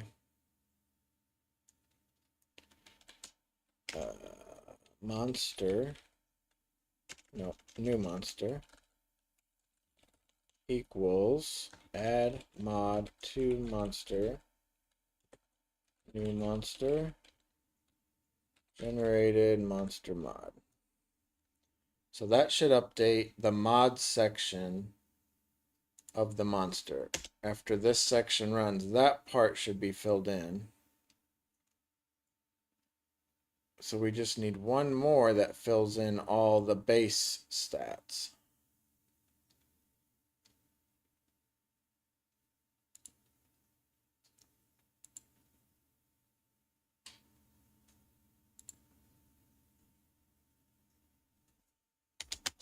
So we'll say, and it should also return the generated monster.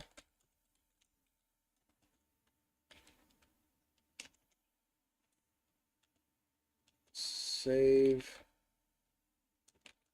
generated, save, base, monster to generate, monster DB. Sounds good, right? So for this, we want to bring in the base monster DB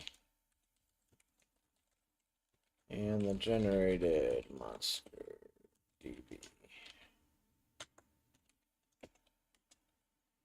Okay. We can go ahead and close that one out now. I think we're done comparing. Plus, we're doing this slightly different now at this point. So now we just need to transfer these values over. The base monster should already have them in. And where is this going to go at? This is going to go after this call. So we're going to say new monster equals save new monster. Nope, I did that wrong. What is this one? I don't think I assigned it specifically. I think I just have to grab it from this random index. Base monsters dot get random index.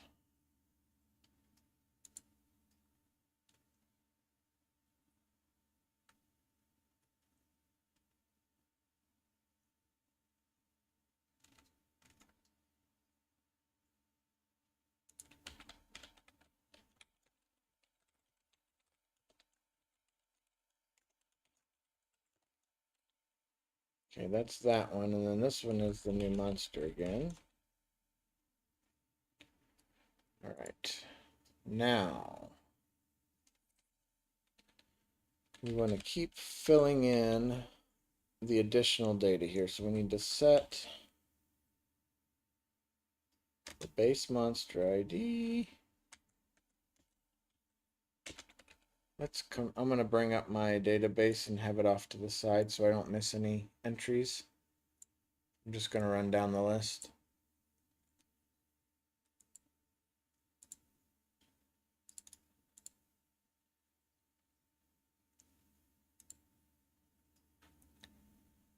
The next one is current HP.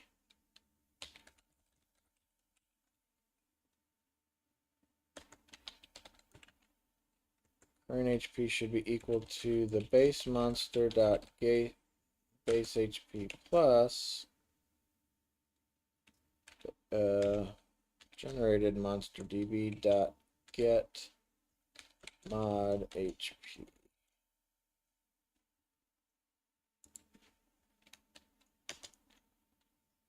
Same thing for the MP.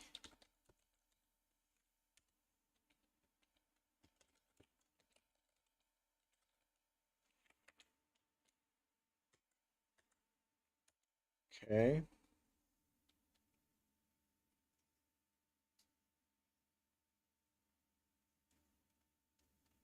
Time elapsed is just 0.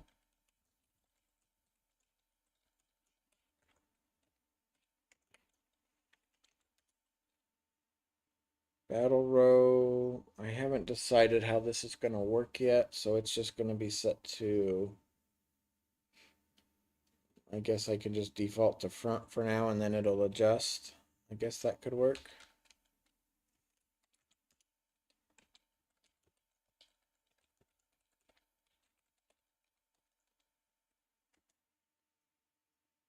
Generated level. Might need to pass this into this.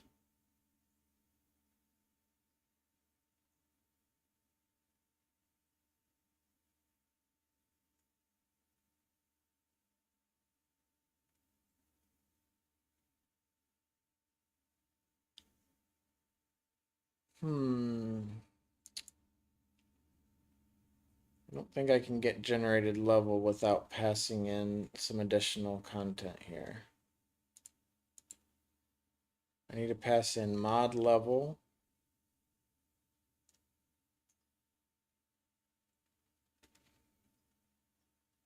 And the number of mods, although I know the number of mods, right? No, I don't. I don't know the number of mods.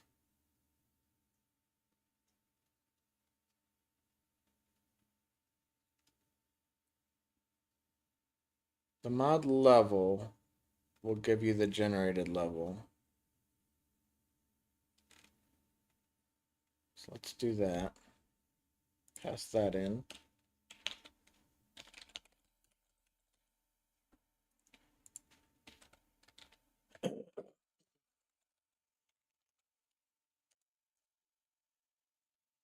Mod strength, agility, all of those should be set. We do need to set mod XP.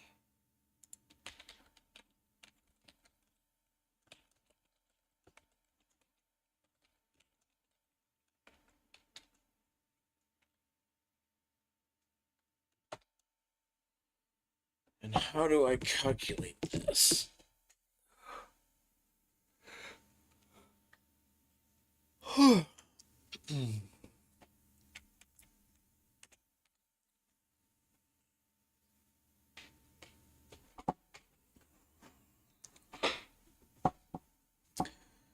Do I just take the base times? No, I don't know what I do here.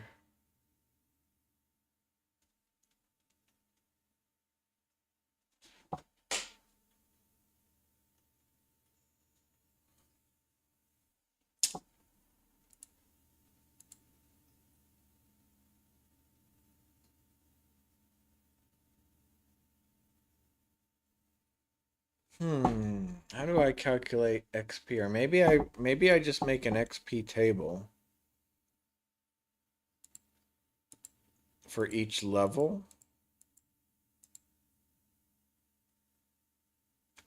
I don't know.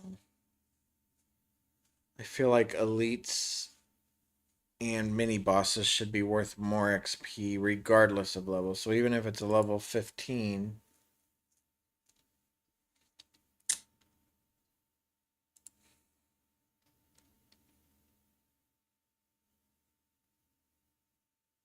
for now, I guess what I'm going to do is I'm just going to take the XP from the base and then multiply it the same way. So up here,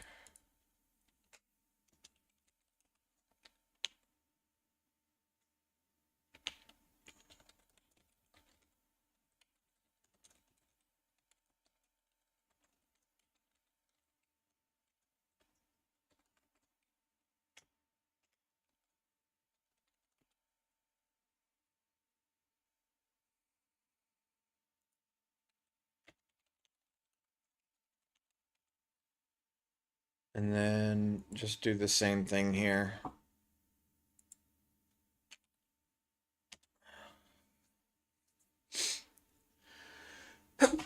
Excuse me, snuck up on me.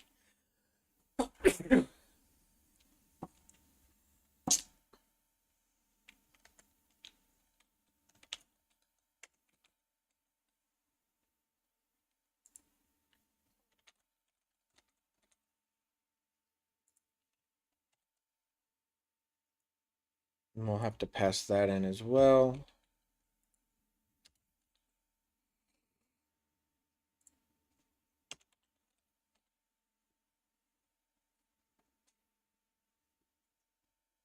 Okay.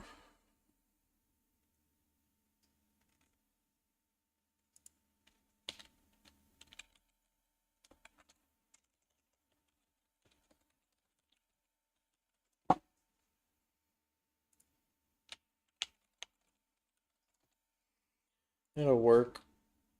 I don't know. It's not. I don't think it's a final setup there, but it'll work.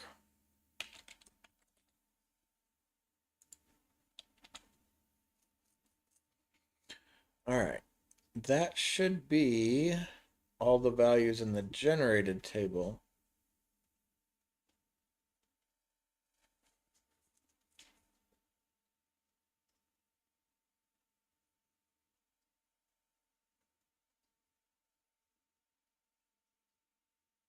Because we already have all the mods updated from this section.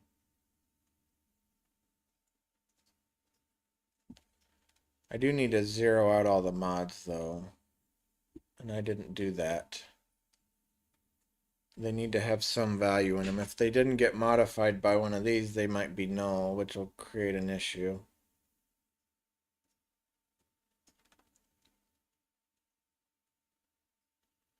So before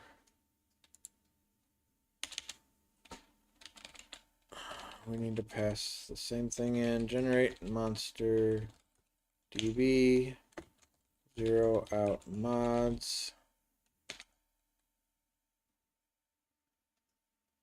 and we're passing in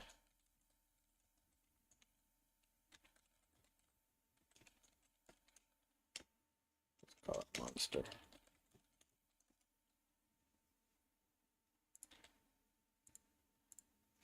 Okay, so we're going to do monster dot set mod strength 0.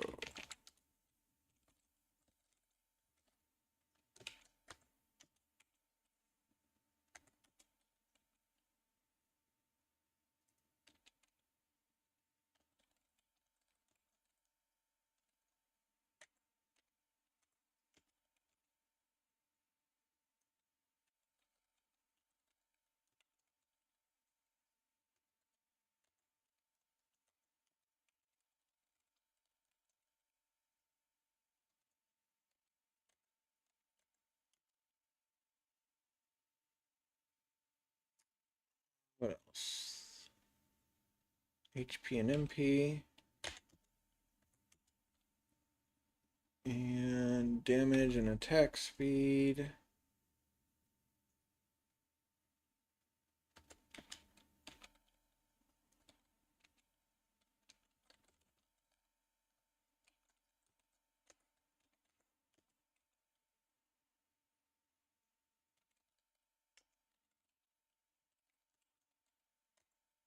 Ah, saw it there. Just didn't grab it. Defense, resist, block. For the last three.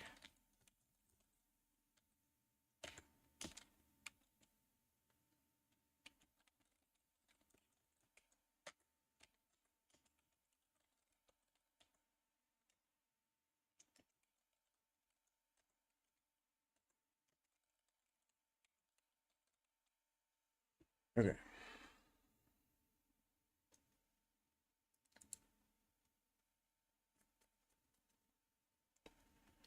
Let's put that up there above this other stuff. It needs to go above this section.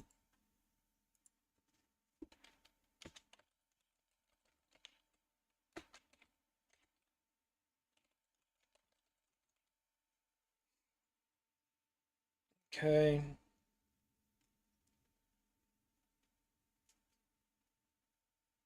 Yeah, see, because this is passed by reference, I don't have to do that. That's what it's telling me.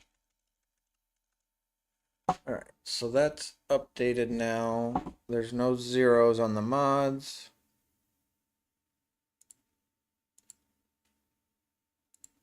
This should be enough to do the save.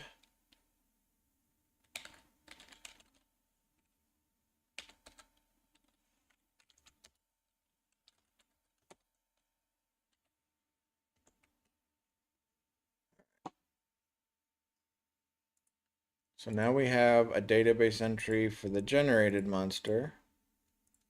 We have database entries for the generated mods. I think I'm gonna, because the next step takes a little bit longer, I think I'm gonna end for today, but we're gonna resume, and I'll make a note so I remember.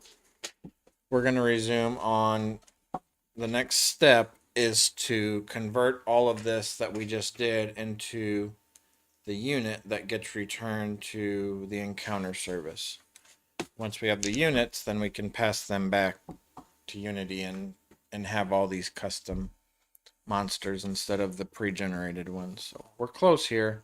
Didn't quite get this part done, but we did get a lot done. So say we're gonna restart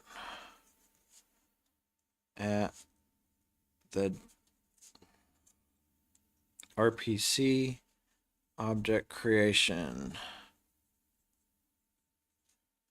for the generated monster.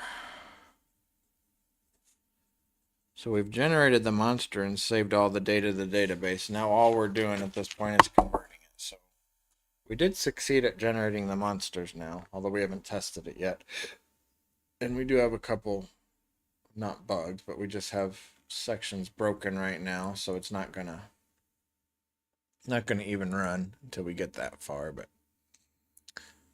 all right, I'm gonna go get some food and I'm gonna do some work and I'm gonna run a couple errands. So it was nice seeing everyone on today. Thanks for watching, and I'll see you guys next time.